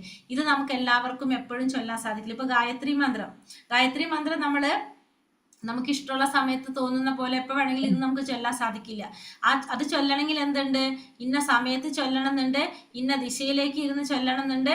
എങ്ങനെ ചൊല്ലണമെന്ന് കറക്റ്റായിട്ട് നിയമങ്ങളും ചിട്ടകളും ഉള്ളതാണ് ഈ മന്ത്രങ്ങൾ. അങ്ങനെ ചൊല്ലുന്നതും ചൊല്ലാതിരിക്കുന്നതും തമ്മിലുള്ള വ്യത്യാസം, നമ്മൾ ആ മന്ത്രം ചൊല്ലുന്നതിന്റെ ഫലം നമുക്ക് കിട്ടില്ല. നമുക്ക് വെറുതെ ചൊല്ലുന്നത് കൊണ്ട് തെറ്റില്ല. പക്ഷെ എന്തുണ്ടാവില്ല? നമ്മൾക്ക് ആ മന്ത്രത്തിന്റെ ഫലം നമുക്ക് കിട്ടില്ല. അപ്പൊ അങ്ങനെ നമുക്ക് പറ്റാത്തത് കൊണ്ട് ഭഗവാൻ സ്വയം ചൈതന്യ മഹാപ്രഭുവായിട്ട് അവതരിച്ചിട്ട് ആ ഹരേ രാമ മന്ത്രത്തിനെ വേദമന്ത്രത്തിൽ നിന്ന് റിലീസ് ചെയ്തു. അപ്പൊ അദ്ദേഹം എന്ത് ചെയ്തു?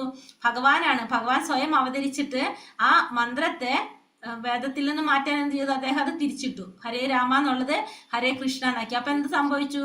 മന്ത്രത്തിന് വ്യത്യാസമൊന്നുമില്ല, പക്ഷെ ആ വേർഡ് അങ്ങോട്ടും ഇങ്ങോട്ടും മാറുമ്പോൾ എന്തായിട്ട് മാറിയത്? വേദമന്ത്രത്തിൽ നിന്ന് മാറി, റിലീസായി. അപ്പൊ അതിന് പിന്നെ എന്തില്ല, നിയമങ്ങളും ചിട്ടങ്ങളും ഒന്നും പാലിക്കേണ്ട ആവശ്യമില്ല. നമുക്ക് ഏത് സമയത്തും എപ്പോഴും ചൊല്ലാവുന്ന രീതിയിലായിട്ട് മാറ്റിയത്. കലിയുഗത്തിലെ ജനങ്ങളുടെ അനുസരിച്ച് ആ മന്ത്രം എപ്പോഴും ചൊല്ലാന്നുള്ള രീതിയിൽ ആക്കി മാറ്റി. ആരാണ്? ചൈതന്യ മഹാപ്രഭു. ഭഗവാൻ സ്വയം അവതരിച്ചിട്ട്, ഭഗവാന്റെ അവതാരമാണ് ചൈതന്യ മഹാപ്രഭു. ഭഗവാൻ സ്വയം അവതരിച്ചിട്ടാണത് എന്തുകൊണ്ടിട്ട് കലിയുഗത്തിലെ ജനങ്ങൾക്ക് ഏത് സമയത്തും എപ്പോഴും, കലിയുഗത്തിൽ പറഞ്ഞിരിക്കുന്ന യജ്ഞം നാമജപമാണ്, അത് എപ്പോഴും ചെയ്യാൻ വേണ്ടിയിട്ടാണ് അദ്ദേഹം അങ്ങനെ ചെയ്യുന്നത്. അപ്പൊ ഇവിടെ അടുത്തതിൽ പറയാണ്, അപ്പൊ അർജുനനോട് ഇനി പറയാണ് ഭഗവാൻ എന്താ പറയണത്?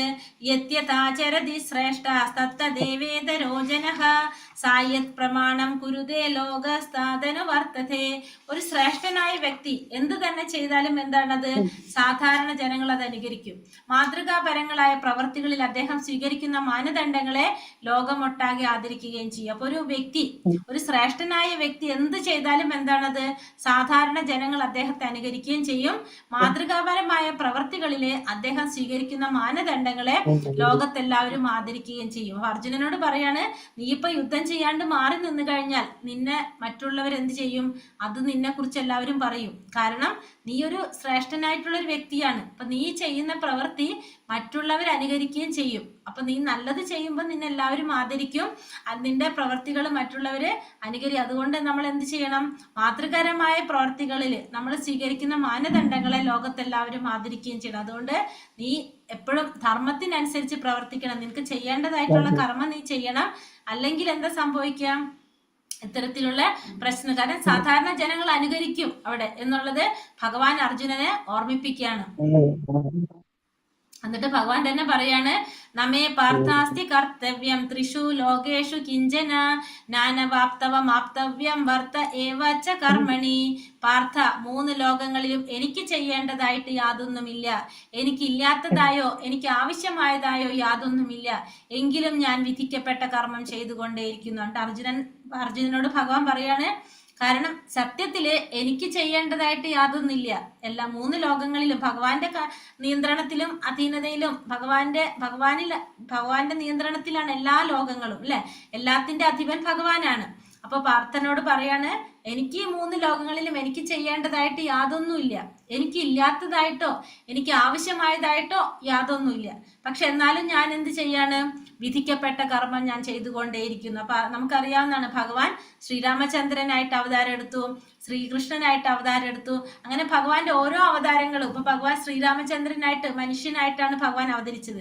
അപ്പോ ഭഗവാൻ ഒരു ശ്രീരാമചന്ദ്ര സ്വാമി ഒരു രാജാവായിരുന്നു, ഒരു മകനായിരുന്നു, ഒരു ഭർത്താവായിരുന്നു. എല്ലാ ഉത്തരവാദിത്തങ്ങളും ഭഗവാൻ ചെയ്ത് കാണിച്ചു, അല്ലെ? അത് കഴിഞ്ഞ് ഭഗവാന്റെ ദശരഥ മഹാരാജാവിന്റെ മരണശേഷം കർമ്മങ്ങളൊക്കെ ആര് ചെയ്യുന്നുണ്ട്? രാജാവ് ചെയ്യുന്നുണ്ട്, ശ്രീരാമസ്വാമി ചെയ്യുന്നുണ്ട്. അപ്പൊ ഇതൊക്കെ ചെയ്തത് എന്താണ്? ആ ഒരു ജന്മം എടുത്തപ്പോ ആ ഒരു ജന്മത്തിൽ നമുക്ക് ചെയ്യേണ്ടതായിട്ടുള്ള ഉത്തരവാദിത്തങ്ങളെല്ലാം ആര് ചെയ്ത് കാണിച്ചു? ഭഗവാൻ ചെയ്ത് കാണിച്ചു. ശ്രീകൃഷ്ണനായിട്ട് അവതരിച്ചപ്പോഴും അതേപോലെ തന്നെ സ്വന്തം മകന്റേതായിട്ടുള്ള ഉത്തരവാദിത്തങ്ങളും കടമകളും ഒക്കെ ആര് നിർവഹിക്കുന്നുണ്ട്?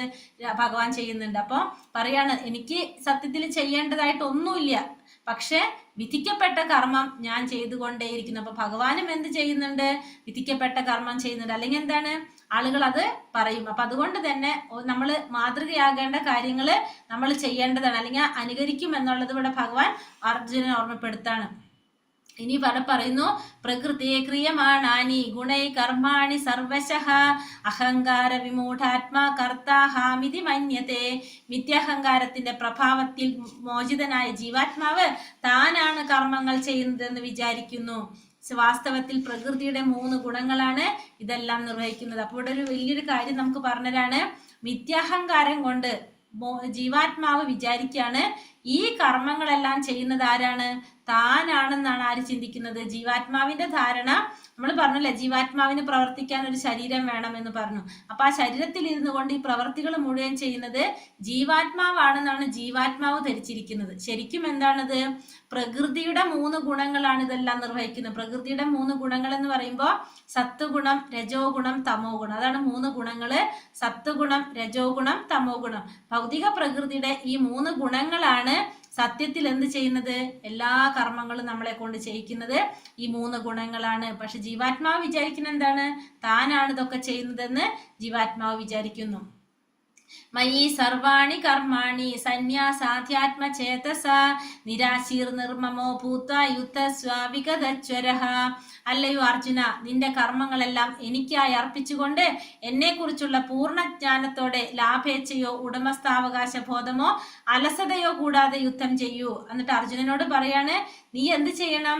നിന്റെ കർമ്മങ്ങള്, നീ ചെയ്യേണ്ടതായിട്ടുള്ള നിന്റെ കർമ്മങ്ങളെല്ലാം എനിക്ക് സമർപ്പിച്ചുകൊണ്ട് എന്നെക്കുറിച്ചുള്ള പൂർണ്ണ ബോധത്തോടു കൂടി നീ എന്ത് ചെയ്യണം?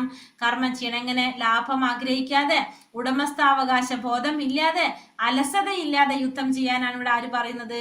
ഭഗവാൻ പറയുന്നത്. കാരണം ലാഭം ആഗ്രഹിക്കാൻ പാടില്ല, കാരണം ഭഗവാനെ സമർപ്പിച്ചുകൊണ്ട് ചെയ്യുക. ഉടമസ്ഥാവകാശ ബോധം ഉണ്ടാവാൻ പാടില്ല, കാരണം ഈ ഭൗതിക പ്രപഞ്ചത്തിലുള്ള ഒന്നും ആരുടേതല്ല, നമ്മുടേതല്ല. നമ്മള് ഒരു വാടക വീട്ടിൽ പോയി നിൽക്കുന്ന പോലെയാണ് ഇവിടെ. നമ്മളിവിടെ നിൽക്കുന്നു, നമുക്കിവിടെ ഉപയോഗിക്കാം, പക്ഷെ നമുക്കൊന്നും പോകുമ്പോൾ തിരിച്ചു കൊണ്ടുപോകാൻ സാധിക്കില്ല. നമ്മൾ ആ വീട്ടിൽ നിന്ന് തന്നെത്താനെ നമ്മള് തിരിച്ചു പോകണം, അല്ലാതെ നമുക്ക് അവിടെ നിന്ന് ആ ഉടമസ്ഥന്റെ ഒരു സാധനം നമുക്ക് കൊണ്ടുപോകാൻ സാധിക്കില്ല. അതേപോലെയാണ് എന്ത്, ഈ ഭൗതിക ലോകത്തിൽ നമ്മളുടേതായിട്ട് യാതൊന്നുമില്ല. എല്ലാത്തിന്റെ ഉടമസ്ഥ ആരാണ്? ഭഗവാൻ മാത്രമാണ്. പിന്നെ അലസതയില്ലാതെ യുദ്ധം ചെയ്യാനാണ് ആര് പറയുന്നത്? ഭഗവാൻ പറയുന്നത്. യേ മേ മതമിദം നിത്യം അനുതിഷ്ഠന്തി മാനവഃ ശ്രദ്ധാവന്തോ ന സൂയന്തോ മുച്യന്തേ തേഭി കർമ്മഭിഃ.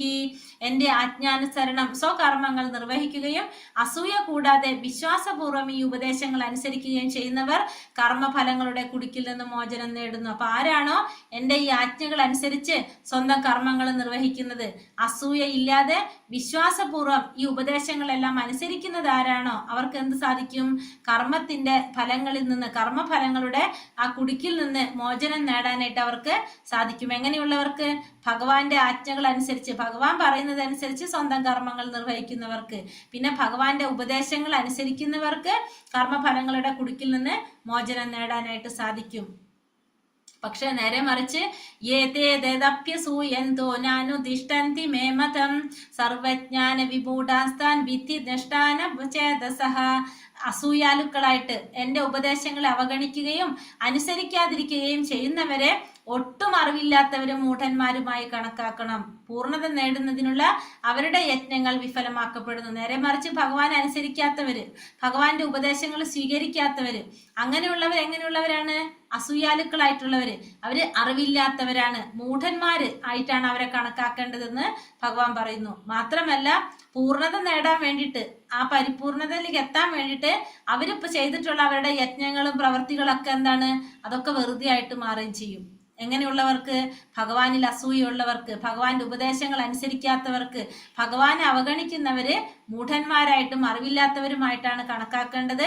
അങ്ങനെയുള്ളവരുടെ പൂർണ്ണത നേടാൻ വേണ്ടി അവരെന്തെങ്കിലും ചെയ്തിട്ടുണ്ടെങ്കിൽ ആ ചെയ്തത് മുഴുവൻ അവർക്ക് വെറുതെ ആകുകയും ചെയ്യും. അതുകൊണ്ട് യാതൊരു പ്രയോജനം അവർക്ക് ഉണ്ടാകില്ല എന്നുള്ളത് ഇവിടെ ഭഗവാൻ പറയണം. അപ്പൊ ഇതൊക്കെ പറഞ്ഞു കേട്ടപ്പോ അർജുനൻ അടുത്ത സംശയം വരാണ്. എന്താണ് അർജുനൻ ചോദിക്കുന്നത്?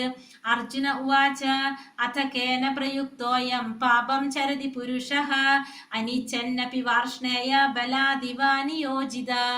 അർജുനൻ ചോദിക്കാണ്, വാർഷ്ണേയ, ഭഗവാനെ വിളിക്കാണ്, വാർഷ്ണേയ, വൃഷ്ണികുലത്തിൽ പിറന്നവനെ, ഏതിനാലാണ് ഒരാൾ തനിക്ക് ഇഷ്ടമില്ലെങ്കിൽ പോലും ബലാത്കാരണ എന്ന പോലെ പാപം ചെയ്യാൻ പ്രേരിതനാകും? നമുക്ക് എല്ലാവർക്കും ഉള്ള സംശയമാണ് അല്ലെ?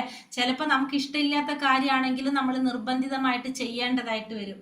അങ്ങനെ നമുക്ക് അങ്ങനെ ചെയ്യേണ്ടി വരുന്നത് എന്തുകൊണ്ടാണെന്നാണ് അർജുനൻ ചോദിക്കുന്നത്. എന്തുകൊണ്ടാണ് ഒരാൾക്ക് ഇഷ്ടമില്ലെങ്കിൽ പോലും, തനിക്ക് ഇഷ്ടമില്ലെങ്കിൽ പോലും ബലാത്കാരേണ എന്ന പോലെ ആ പാപം ചെയ്യാൻ പ്രേരിതനാകുന്നത് എന്തുകൊണ്ടാണ് എന്നാണ് ഇവിടെ അർജുനൻ ഭഗവാനോട് ചോദിക്കുന്നത്. അപ്പൊ ഭഗവാൻ എന്താ അതിന് ഉത്തരം കൊടുക്കുന്നത്? ശ്രീ ഭഗവാൻ ഉവാച കാമ ഏഷ ക്രോധ ഏഷ രജോ ഗുണസമുദ്ഭവഃ മഹാശനോ മഹാപാപ്മാ വിദ്യേനാമിഹ വൈരിണം. ശ്രീ ഭഗവാൻ പറഞ്ഞു, അല്ലയോ അർജുന, രജോ ഗുണവുമായുള്ള സമ്പർക്കത്തിൽ നിന്നുണ്ടായതും പിന്നീട് ക്രോധവുമായി തീരുന്നതുമായ കാമമാണ് ഇങ്ങനെ പ്രേരിപ്പിക്കുന്നത്. എല്ലാം നശിപ്പിക്കുന്ന ഈ മഹാപാപമാണ് ഇഹലോകത്തിലെ ശത്രു. അപ്പൊ അർജുനനോട് പറയാണ് ഭഗവാൻ, രജോ ഗുണത്തിന്റെ സമ്പർക്കത്തിൽ നിന്നുണ്ടാകുന്നത്. അപ്പൊ നമ്മൾ 3 ഗുണങ്ങളെ കുറിച്ച് പറഞ്ഞു: സത്വഗുണം, രജോ ഗുണം, തമോ ഗുണം.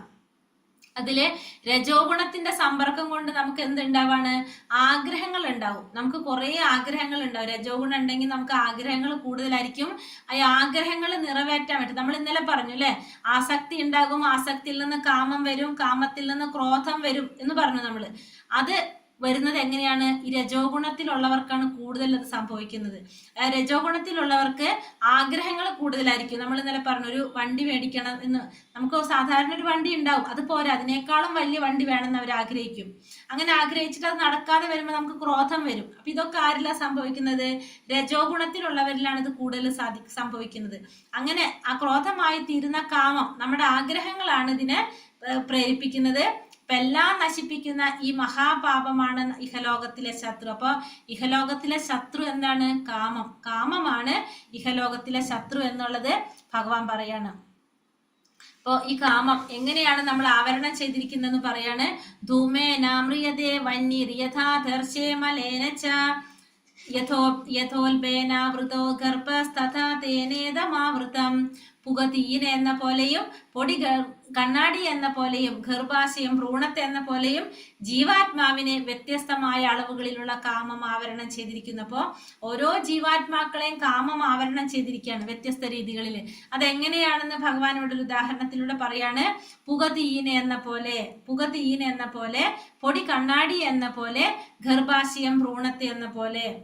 അതായത് പുക തീയിനെ എന്ന പോലെ എന്ന് പറഞ്ഞാല് മനുഷ്യരിലുള്ള ജീവാത്മാക്കളെയാണ് അവിടെ ഉദ്ദേശിക്കുന്നത്. മനുഷ്യരിലെ ജീവാത്മാക്കളെ കാമം ആവരണം ചെയ്തിരിക്കുന്നതാണ് പറയുന്നത്. അതായത് മനുഷ്യരെ നമ്മൾ പറഞ്ഞു, നമുക്ക് മനുഷ്യജന്മത്തിലൂടെയാണ് നമുക്ക് എന്ത് കിട്ടുന്നത്, ആത്മസാക്ഷാത്കാരം നേടാനായിട്ട് സാധിക്കുന്നത് നമ്മൾ കണ്ടു. അപ്പോൾ മനുഷ്യരിലെ ജീവാത്മാക്കൾ എന്ന് പറയുമ്പോൾ അവർക്ക് ചെറിയൊരു പരിശ്രമം, അവർക്ക് എന്ത് സാധിക്കും, പെട്ടെന്ന് തന്നെ ഒരു സത്സംഗം കൊണ്ട്, അതല്ലെങ്കിൽ ഇപ്പൊ നമ്മള് കുറച്ച് ദിവസം നമ്മൾ ഈ ക്ലാസ്സുകൾ കേട്ട് തന്നെ നമുക്ക് എന്ത് സംഭവിക്കും, നമുക്ക് മാറ്റങ്ങൾ വരും. പെട്ടെന്ന് തന്നെ മനുഷ്യന് എന്ത് സാധിക്കും, അത് മാറ്റം സാധിക്കും. അപ്പൊ പുക തീയിൻ എന്ന പോലെ എന്ന് പറഞ്ഞാൽ എത്ര പുകയുണ്ടെങ്കിലും, എത്ര പുകയുള്ള തീയില് ഒരു കാറ്റ് വന്നു കഴിഞ്ഞാൽ എന്താണ്, ആ പുക മാറിയിട്ട് തീ ആളിക്കത്തും. അതേപോലെയാണ് എന്ത്, നമ്മുടെ ഉള്ളിലിരിക്കുന്ന കാമത്തെ ആവരണം ചെയ്തിരിക്കുന്നത്. പെട്ടെന്ന് തന്നെ മാറിയിട്ട് നമുക്ക് എന്തിലേക്ക് കടക്കും, നമ്മള് ആ ആത്മസാക്ഷാത്കാരത്തിലേക്ക് കടക്കാൻ നമുക്ക് സാധിക്കും. അതാണ് പുക തീയിനെ എന്ന പോലെ എന്ന് പറഞ്ഞത്. കാരണം എത്ര വലിയ പുകയാണെങ്കിലും ഒരു കാറ്റ് വന്നാൽ മതി, ചെറിയൊരു കാറ്റ് കിട്ടിയാൽ തന്നെ ആ പുക മാറിയിട്ട് തീ കത്തും.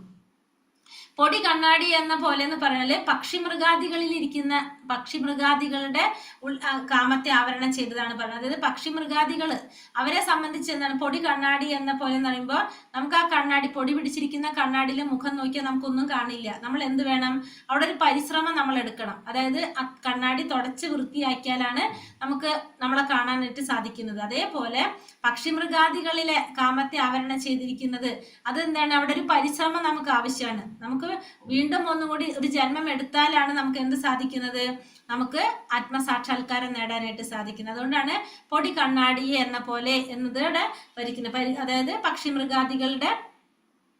പക്ഷിമൃഗാദികളോടാണ് അവിടെ ഉപമിച്ചിരിക്കുന്നത്. മൂന്നാമത്തത് ഗർഭാശയം ഭ്രൂണത്തെ എന്ന പോലെ. ഗർഭാശയം ഭ്രൂണത്തെ എന്ന പോലെ എന്ന് പറഞ്ഞാല് ആ ഗർഭസ്ഥ ശിശു, ഗർഭാശയത്തിൽ ഇരിക്കുന്ന ആ ഭ്രൂണം, അതെങ്ങനെയാണ്, അതിന്റെ നിസ്സഹായാവസ്ഥയിലാണത്. അതിനൊന്നും ചെയ്യാൻ സാധിക്കില്ല. അവിടെ അതെങ്ങനെയാണ് അതിൻ്റെ ഉള്ളിലിരിക്കുന്നത്, ആ ഇളകാൻ പോലും പറ്റാത്തൊരവസ്ഥയിലാണ് ഗർഭാശയത്തിൽ ആ ഭ്രൂണം ഇരിക്കുന്നത്. അപ്പൊ അത് വിചാരിച്ചാൽ പോലും എന്ത് സാധിക്കില്ല, അതിന് പുറത്തേക്ക് വരാൻ സാധിക്കില്ല. ഇപ്പൊ പുക തീയിൻ എന്ന പോലെ നമ്മൾ പറഞ്ഞു, ചെറിയൊരു കാറ്റ് കിട്ടിക്കഴിഞ്ഞാൽ പെട്ടെന്ന് തന്നെ എന്ത് സാധിക്കും, അതിന് ആത്മസാക്ഷാത്കാരം നേടാനായിട്ട് സാധിക്കാം. പൊടി കണ്ണാടി എന്ന പോലെ അവിടെ ചെറിയൊരു പരിശ്രമത്തിലൂടെ നമുക്ക് എന്ത് സാധിക്കും, നമുക്ക് കാമത്തെ ആവരണം ചെയ്തിരിക്കുന്ന അത് മാറ്റാനായിട്ട് നമുക്ക് സാധിക്കും. പക്ഷെ ഇവിടെ ഗർഭാശയം ഭ്രൂണത്തെ എന്ന പോലെ എന്ന് പറഞ്ഞാൽ എത്ര പരിശ്രമിച്ചാൽ അതിന് ചെയ്യാൻ സാധിക്കില്ല. കാരണം 10 മാസം കഴിഞ്ഞാലേ നമുക്ക് എന്ത് സാധിക്കുള്ളൂ, പുറത്തേക്ക് വരാനായിട്ട് സാധിക്കുള്ളൂ ഗർഭാശയത്തിൽ നിന്ന്. അതേപോലെ തന്നെയാണ് എന്ത്, അത്രയുമായൊരു സമയം കഴിഞ്ഞാൽ മാത്രമേ അതിന് വരാനായിട്ട് സാധിക്കുള്ളൂ. അതാണ് ഗർഭാശയം ഭ്രൂണത്തെ എന്ന് പറഞ്ഞാല് വൃക്ഷങ്ങളുടെ ജീവാത്മാക്കളെയാണ് അത് സൂചിപ്പിക്കുന്നത്. വൃക്ഷങ്ങൾ എങ്ങനെയാണ്, വൃക്ഷങ്ങൾ ഒരു സ്ഥലത്ത് ഇണങ്ങാതെ നിൽക്കാണല്ലേ. വൃക്ഷങ്ങളുടെ ഉള്ളിലും എന്തുണ്ട്, ആത്മാക്കളുണ്ട്, ജീവാത്മാക്കൾ. അപ്പൊ വൃക്ഷങ്ങളുടെ ജീവാത്മാക്കൾ അതിനെ എന്ത് ചെയ്യാൻ സാധിക്കുന്നില്ല, ഒന്ന് അതിന്റെ എന്താ പറയാ വികാരങ്ങൾ പ്രകടിപ്പിക്കാൻ പോലും അതിന് സാധിക്കില്ല. അത് അതേപടി തന്നെ അവിടെ നിൽക്കുക. അതായത് അതിരറ്റ കാമം പൂണ്ടവരാണ് എന്തായിട്ട് വരുന്നത്, വൃക്ഷങ്ങളായിട്ട് ജന്മം എടുക്കുന്നത്. അപ്പോൾ വൃക്ഷങ്ങളായിട്ട് ജന്മം എടുത്തു കഴിഞ്ഞപ്പോ ഗർഭാശയം ഭ്രൂണത്തെ എന്ന പോലെ നമ്മൾ മനുഷ്യരുടെ ജീവാത്മാക്കളെ കുറിച്ചും പിന്നെ മൃഗങ്ങളുടെ ജീവാത്മാക്കളെ കുറിച്ചും പറയുമ്പോൾ അതിൽ എന്താണ്, അവർക്ക് അവരുടെ വികാരങ്ങള് പ്രകടിപ്പിക്കാൻ സാധിക്കുന്നുണ്ട്. അവർക്കത് ചെയ്യേണ്ടതിനെ കുറിച്ച് മനസ്സിലാക്കാനും അതിനുവേണ്ടി ശ്രമിക്കാനും പറ്റും. പക്ഷെ ഈ വൃക്ഷങ്ങളെ സംബന്ധിച്ച് ഇതൊന്നും ആർക്ക് സാധിക്കില്ല, വൃക്ഷത്തിന് സാധിക്കില്ല. അത് ഏറ്റവും താഴ്ന്ന ലെവലാണ് എന്ത്, വൃക്ഷങ്ങൾ പറയുന്നത്. അപ്പൊ അതിന്റെ അവബോധം ഉണ്ട്, പക്ഷെ അതിനത് പ്രകടിപ്പിക്കാനായിട്ട് സാധിക്കില്ല. മറ്റുള്ളവർക്കൊക്കെ ആ അവബോധം പ്രകടിപ്പിക്കാൻ സാധിക്കും, പക്ഷെ വൃക്ഷങ്ങൾക്ക് അവബോധം ഉണ്ടെങ്കിലും അത് പ്രകടിപ്പിക്കാനായിട്ട് സാധിക്കില്ല. അപ്പൊ അതുകൊണ്ടാണ് നമ്മൾ എന്ത് പറയുന്നത്, ഗർഭാശയം ഭ്രൂണത്തെ എന്ന പോലെ എന്ന് പറയുന്നത് അത് വൃക്ഷങ്ങളുടെ ഉള്ളിലിരിക്കുന്ന ജീവാത്മാവിനെയാണ് സൂചിപ്പിക്കുന്നത്. ഇന്ദ്രിയാണി മനോ ബുദ്ധിരസ്യാധിഷ്ഠാനമുച്യത്തെ ഏതർവിമോഹയക്തേഷ്യ ജ്ഞാനമാവൃത്യ ദേഹിനം. ഇന്ദ്രിയങ്ങൾ, മനസ്സ്, ബുദ്ധി എന്നിവയാണ് കാമത്തിന്റെ ഇരിപ്പിടങ്ങൾ. അവയിൽ കൂടി കാമം യഥാർത്ഥ ജ്ഞാനത്തെ ആവരണം ചെയ്ത് ജീവാത്മാവിനെ മോഹിപ്പിക്കുന്നു. അപ്പോ കാമത്തിന്റെ ഇരിപ്പിടങ്ങൾ എന്ന് പറയുന്നത് എന്താണ്, ഇന്ദ്രിയങ്ങള്, മനസ്സ്, ബുദ്ധി, ഈ 3 സ്ഥലമാണ് എന്ത്, കാമത്തിന്റെ ഇരിപ്പിടം. ഈ കാമം എന്ത് ചെയ്യാണ്, യഥാർത്ഥ ജ്ഞാനത്തെ ആവരണം ചെയ്ത് വെച്ചിട്ട് ജീവാത്മാവിനെ മോഹിപ്പിച്ചുകൊണ്ടേയിരിക്കും. അപ്പൊ യഥാർത്ഥ ജ്ഞാനം എന്ത് ചെയ്യും, മൂടി വെപ്പിച്ചിട്ടാണ് ജീവാത്മാവിനെ മോഹിപ്പിക്കുന്നത് എന്ത്, ഈ കാമം. അപ്പോ നമ്മൾ അതുകൊണ്ട് എന്ത് ചെയ്യണം, തസ്മാത്തോമിന്ദ്രിയാണ്യാത്യോ നിയമ്യ പരദർശഭ പാപ്മാനം പ്രജഹിഹ്യേന്യം ജ്ഞാന വിജ്ഞാന നാശനം. അതുകൊണ്ട് പരദർശഭ, ആദ്യമായി തന്നെ ഇന്ദ്രിയങ്ങളെ നിയന്ത്രിച്ച് ഈ പാപമുദ്രയായ കാമത്തെ മുരടിപ്പിക്കണം. ജ്ഞാനത്തെയും ആത്മസാക്ഷാത്കാരത്തെയും ഇല്ലാതാക്കുന്ന ഈ കാമത്തെ നശിപ്പിക്കുക. അപ്പൊ ആദ്യം തന്നെ നമ്മൾ എന്ത് ചെയ്യണം, ജ്ഞാനത്തെയും ആത്മസാക്ഷാത്കാരത്തെയും ഇല്ലാതാക്കുന്ന ഈ കാമത്തെ നമ്മൾ മുരടിപ്പിച്ച് കളയണം, നശിപ്പിച്ച് കളയണം. എന്നാലേ നമുക്ക് മുന്നിലേക്ക് പോകാൻ സാധിക്കില്ല. അപ്പൊ കാമത്തെ മുരടിപ്പിക്കുക എന്നുള്ളതാണ്, ഇന്ദ്രിയങ്ങളെ നിയന്ത്രിച്ചുകൊണ്ട് കാമത്തെ മുരടിപ്പിക്കുക എന്നുള്ളതാണ് നമ്മൾ ആദ്യം ചെയ്യേണ്ടത്. ഇന്ദ്രിയാണി പരാണ്യഹൂരീന്ദ്രിയേഭ്യ പരം മനഃ മനസ്സസ്തു പരാ ബുദ്ധിർയോ ബുദ്ധേ പരതസ്തു സഹ. ജഡപദാർത്ഥങ്ങളെക്കാൾ ഉത്കൃഷ്ടമാണ് കർമ്മേന്ദ്രിയങ്ങൾ, മനസ്സ് ഇന്ദ്രിയങ്ങളെക്കാൾ ശ്രേഷ്ഠമാണ്, ബുദ്ധി മനസ്സിനെയും കടന്നു നിൽക്കുന്നു, ആത്മാവ് ബുദ്ധിയേക്കാൾ ഉന്നതനാണ്. അപ്പോ ജഡപദാർത്ഥം എന്ന് വെച്ചാൽ ശരീരത്തിനേക്കാൾ ഉത്കൃഷ്ടമായിട്ടുള്ളതാണ് എന്ത്, കർമ്മേന്ദ്രിയങ്ങൾ. കർമ്മേന്ദ്രിയങ്ങളെക്കാൾ ശ്രേഷ്ഠമായിട്ടുള്ളതാണ് മനസ്സിനേക്കാളും ശ്രേഷ്ഠമായിട്ടുള്ളതാണ് ബുദ്ധി.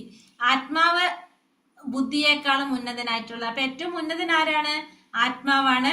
അപ്പൊ ആത്മാവ് പറയുന്നത് അനുസരിച്ചാണ് എന്ത് പ്രവർത്തിക്കേണ്ടത്, എല്ലാവരും പ്രവർത്തിക്കേണ്ടത്. അപ്പൊ അത് നമുക്കിവിടെ പറഞ്ഞു തരാനായിട്ട് നമ്മളിപ്പോ ഇവിടെ നോക്കുമ്പോ നമുക്ക് എന്തറിയാം, നമുക്കിവിടെ കാണുന്നത് 5 കുതിരകളെ കാണുന്നുണ്ട് നമ്മൾ, അല്ലെ. 5 കുതിരകൾ എന്ന് പറഞ്ഞാല് 5 ഇന്ദ്രിയങ്ങളാണ്. കണ്ണ്, മൂക്ക്, നാക്ക്, ത്വക്ക്, ചെവി, 5 കുതിരകള്, 5 ഇന്ദ്രിയങ്ങളാണ്. ആ ഇന്ദ്രിയങ്ങളെ ഫസ്റ്റ് നമ്മൾ ഇത് പറയാം, ആ രഥത്തെ കുറിച്ച് തുടങ്ങാം. നമ്മളിവിടെ കാണുന്നത് ഈ രഥം എന്ന് പറയുന്നത് നമ്മുടെ ശരീരമാണ്. ആ രഥത്തില് ഇരിക്കുന്നത് ആരാണ്, ആത്മാവ്. രഥത്തിൽ ഇരിക്കുന്നത് ആത്മാവാണ്. യാത്രക്കാരനാണ് അവര്, ആത്മാവ്. പിന്നെ ഈ 5 ഇന്ദ്രിയങ്ങൾ എന്ന് പറഞ്ഞത് നമ്മുടെ കണ്ണ്, മൂക്ക്, നാക്ക്, ത്വക്ക്, അത് 5 ഇന്ദ്രിയങ്ങളാണ്. ആ ഇന്ദ്രിയങ്ങളുടെ കടിഞ്ഞാൺ എന്ന് പറയുന്നത് എന്താണ്, കടിഞ്ഞാണാണ് മനസ്സ്. പിന്നെ ബുദ്ധിയാണ് അതിനെ നിയന്ത്രിക്കുന്നത്. തേരാളിയാണ് അവിടെ ആര്, ബുദ്ധി. അപ്പൊ ശരിക്കും നമ്മൾ എങ്ങനെയാ പ്രവർത്തിക്കേണ്ടത്, അതായത് നമ്മളൊരു വണ്ടിയിൽ യാത്ര പോകുമ്പോൾ നമ്മൾ ഇഷ്ടത്തിനാണോ ഡ്രൈവർ വണ്ടി ഓടിക്കേണ്ടത്, ഡ്രൈവർ ഇഷ്ടത്തിനാണോ പോകാം? ഡ്രൈവർ പറയുന്നിടത്തേക്കല്ല, നമ്മൾ പറയുന്നിടത്തേക്കാണ് ഡ്രൈവർ കൊണ്ടാക്കി തരേണ്ടത്, അല്ലെ. അപ്പൊ ഈ യാത്രക്കാരൻ അതിലാരാണ്, ആത്മാവാണ്. അപ്പൊ ആത്മാവിന്റെ ഇഷ്ടത്തിനായിരിക്കണം എന്ത് പോകേണ്ടത്, ആ രഥം പോകേണ്ടത്. അതായത് ആ യാത്രക്കാരന് പോകേണ്ടത് ഇപ്പോ എന്താണ് പറഞ്ഞത്, ഇപ്പൊ കൽക്കട്ടയിലേക്കാണ് പോകേണ്ടതെങ്കിൽ ആ യാത്രക്കാരന് ആ രഥം, കുതിരകൾ എവിടെ കൊണ്ടെത്തിക്കണം, കൽക്കട്ടയിൽ കൊണ്ടെത്തിക്കണം. പക്ഷെ ഇവിടെ എന്താ ചെയ്യുന്നത്, കുതിരകളുടെ ഇഷ്ടത്തിനാണ് ആര് പോകേണ്ടി വരുന്നത്, യാത്രക്കാരൻ പോകേണ്ടി വരും. കാരണം ഇന്ദ്രിയങ്ങളുടെ ഇഷ്ടത്തിനാണ് ആര് പ്രവർത്തിക്കേണ്ടി വരുന്നത്, ആത്മാവ് പ്രവർത്തിക്കേണ്ടി വരും. ശരിക്കും നമ്മൾ എന്ത് ചെയ്യണം, ആത്മാവിന്റെ ഇഷ്ടത്തിനാണ് പോകേണ്ടത്, ഈ രഥം പോകേണ്ടത്. അതിലിരിക്കുന്ന യാത്രക്കാരന്റെ ഇഷ്ടത്തിനാണ് കുതിരകൾ കൊണ്ടുപോകേണ്ടത്. ആത്മാവ് പറയുന്നത് എനിക്ക് ഇന്ന സ്ഥലത്ത് പോകണം, അപ്പൊ അവിടേക്ക് പോകും. പക്ഷെ സംഭവിക്കുന്നത് എന്താണ്, ഇവിടെ കുതിരകള് കുതിരകൾ പോകുന്നിടത്തേക്ക് ആത്മാവിന് പോകേണ്ടി വരികയാണ്. അപ്പൊ എന്ത് വേണം നമ്മുടെ മനസ്സിനെയും ഈ ബുദ്ധിയെയും കൊണ്ട് ഇന്ദ്രിയങ്ങളെ നിയന്ത്രിച്ചുകൊണ്ട് ബുദ്ധി കൊണ്ട് ഇന്ദ്രിയങ്ങളെ നിയന്ത്രിച്ച് എന്ത് ചെയ്യണം? ആ ആത്മാവ് പറയുന്ന സ്ഥലത്തേക്ക് പോകാനായിട്ട് ശ്രമിക്കണം. അപ്പൊ അത് അങ്ങനെയാണ് നമുക്ക് എന്ത് സാധിക്കുള്ളൂ? നമുക്ക് ഇന്ദ്രിയങ്ങളെ നിയന്ത്രിക്കാനായിട്ടും നമ്മുടെ യഥാർത്ഥ ലക്ഷ്യത്തിലേക്ക് നമുക്ക് എത്താനും സാധിക്കുള്ളൂ. ഹരേ കൃഷ്ണ കൃഷ്ണ കൃഷ്ണ ഹരേ ഹരേ, ഹരേ രാമ രാമ രാമ ഹരേ ഹരേ.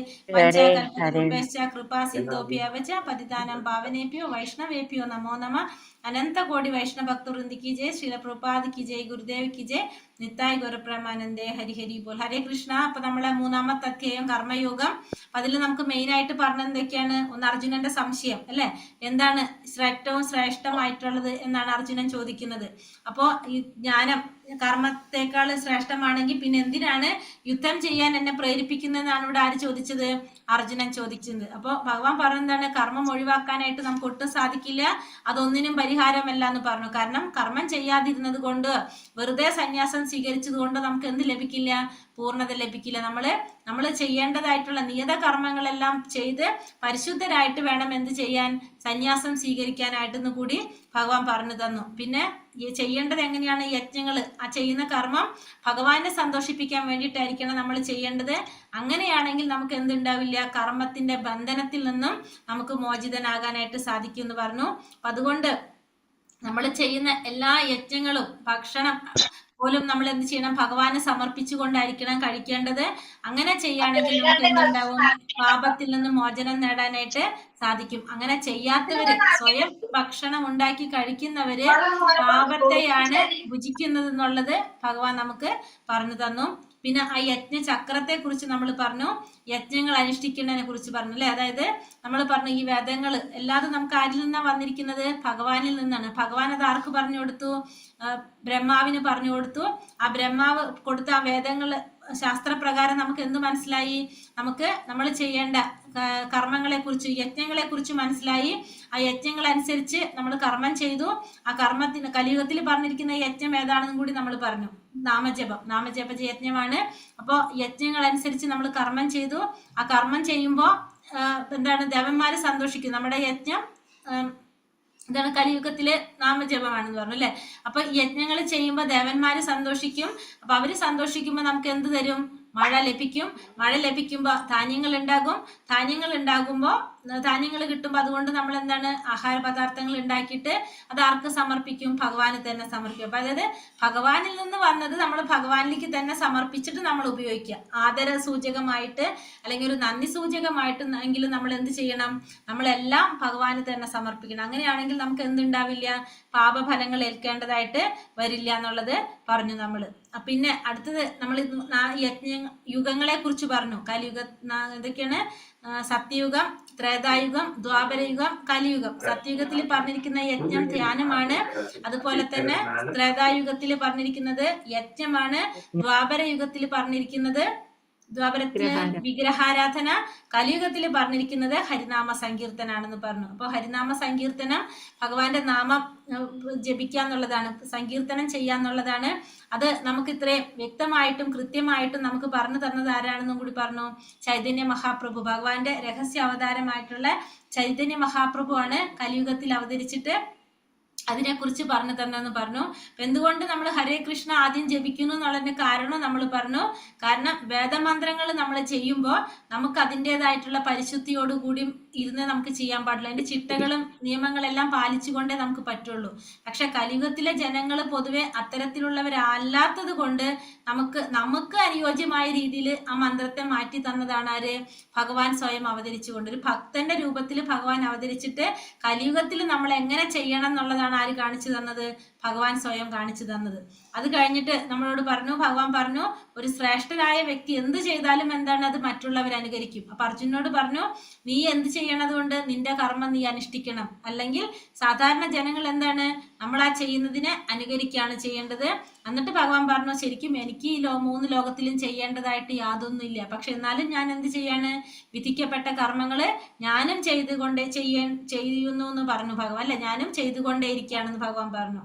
പിന്നെ ഒരു കാര്യം മെയിൻ ആയിട്ട് പറഞ്ഞു, ജീവാത്മാവ് വിചാരിക്കുന്ന എന്താണ്?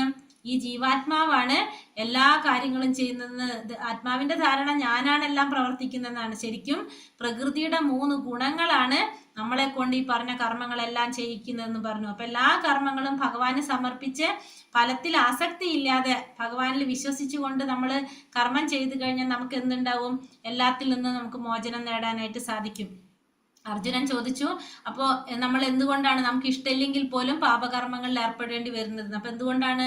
കാമമാണ് നമുക്കതിന് കാരണം എന്ന് പറഞ്ഞു. കാമം കാരണം കൊണ്ടാണ് നമുക്ക് ഇഷ്ടമില്ലാത്ത പ്രവൃത്തികളും നമ്മൾ ചെയ്യേണ്ടതായിട്ട് വരുന്നെന്ന് പറഞ്ഞു. ആ കാമം പിന്നെന്തായിട്ട് മാറും? ക്രോധമായിട്ട് മാറും. അപ്പൊ ആ കാമത്തെ ആവരണം ചെയ്തിരിക്കുന്നതിനെ കുറിച്ച് നമ്മൾ കണ്ടു. അതായത് പുക തീയിനെ എന്ന പോലെ, പൊടി കണ്ണാടി എന്ന പോലെ, ഗർഭാശയം ഭ്രൂണത്തെ എന്ന പോലെ അത് എന്ത് ചെയ്യാണ്? ശരിയായ സിദ്ധാർത്ഥ അജ്ഞാനത്തെ അത് മറച്ചു പിടിക്കുകയാണെന്ന് പറഞ്ഞു. അപ്പൊ ഈ കാമത്തിന്റെ ഇരിപ്പിടം എന്ന് പറഞ്ഞത് ഇന്ദ്രിയങ്ങള്, മനസ്സ്, ബുദ്ധി ഇതാണെന്ന് പറഞ്ഞു. അപ്പൊ നമ്മൾ എന്ത് ചെയ്യണം? ഇന്ദ്രിയങ്ങളെ നിയന്ത്രിച്ചുകൊണ്ട് ഈ കാമത്തെ വിജയിപ്പിക്കാനായിട്ട് നമുക്ക് സാധിക്കും. അപ്പൊ ഇന്ദ്രിയങ്ങളെക്കാളും ശ്രേഷ്ഠമായിട്ടുള്ളതാണ് എന്ത്? മനസ്സ്. ബുദ്ധി എന്ന് പറയുന്നത് അതിനേക്കാളും, മനസ്സിനേക്കാളും ശ്രേഷ്ഠമായിട്ടുള്ളതാണ് ബുദ്ധി. ബുദ്ധിയേക്കാളും ഉന്നതനായിട്ടുള്ളതാണ് ആര്? ആത്മാവെന്നും നമ്മൾ കണ്ടു. അപ്പൊ ആത്മാവിനെ എന്ത് ചെയ്യണം? ആത്മാവിന് എവിടെയെങ്കിലും എന്തെങ്കിലും ചെയ്യണമെങ്കിൽ ആത്മാവ് ആദ്യം എന്ത് ചെയ്യണം? ഈ ഇന്ദ്രിയങ്ങളെ ഒക്കെ നിയന്ത്രിക്കണം. അല്ലെങ്കിൽ ആ ഇന്ദ്രിയങ്ങളുടെ അടിസ്ഥാനത്തിലാണ്, അതായത് ആത്മാവിന്റെ ഇഷ്ടത്തിനല്ല അതിന് പ്രവർത്തിക്കാൻ സാധിക്കുന്നത്. ഇന്ദ്രിയങ്ങൾ പറയുന്നതനുസരിച്ചാണ് ആര് പ്രവർത്തിക്കേണ്ടി വരുന്നത്? ആത്മാവ് പ്രവർത്തിക്കേണ്ടത്. അപ്പൊ ആ കുതിരകളെ നമ്മൾ എക്സാമ്പിൾ കണ്ടില്ല, കുതിരകളാണ് നമ്മുടെ ഇന്ദ്രിയങ്ങൾ. അപ്പൊ ശരിക്കും ആത്മാവ് എന്ന് പറഞ്ഞാൽ ആ രഥത്തിലെ യാത്രക്കാരനാണ്. അപ്പൊ ശരിക്കും ആത്മാവ് പറയുന്നതനുസരിച്ചാണ് കുതിര പോകേണ്ടത്. പക്ഷെ ഇവിടെ എന്താ സംഭവിക്കുന്നത്? കുതിരയുടെ ഇഷ്ടത്തിനാണ് ആത്മാവ് പോകേണ്ടി വരുന്നത്. അപ്പൊ നമ്മൾ ആ കുതിരകളെ നിയന്ത്രിച്ചാൽ മാത്രമേ നമുക്ക് എന്ത് സാധിക്കുള്ളൂ? ആത്മാവിന്റെ ഇഷ്ടത്തിന് പോകാനായിട്ട് സാധിക്കുള്ളൂ എന്നുള്ളത് നമുക്ക് മനസ്സിലാക്കാനായിട്ട് സാധിക്കും. ഹരേ കൃഷ്ണ ഹരേ കൃഷ്ണ, കൃഷ്ണ കൃഷ്ണ ഹരേ ഹരേ, ഹരേ രാമ ഹരേ രാമ.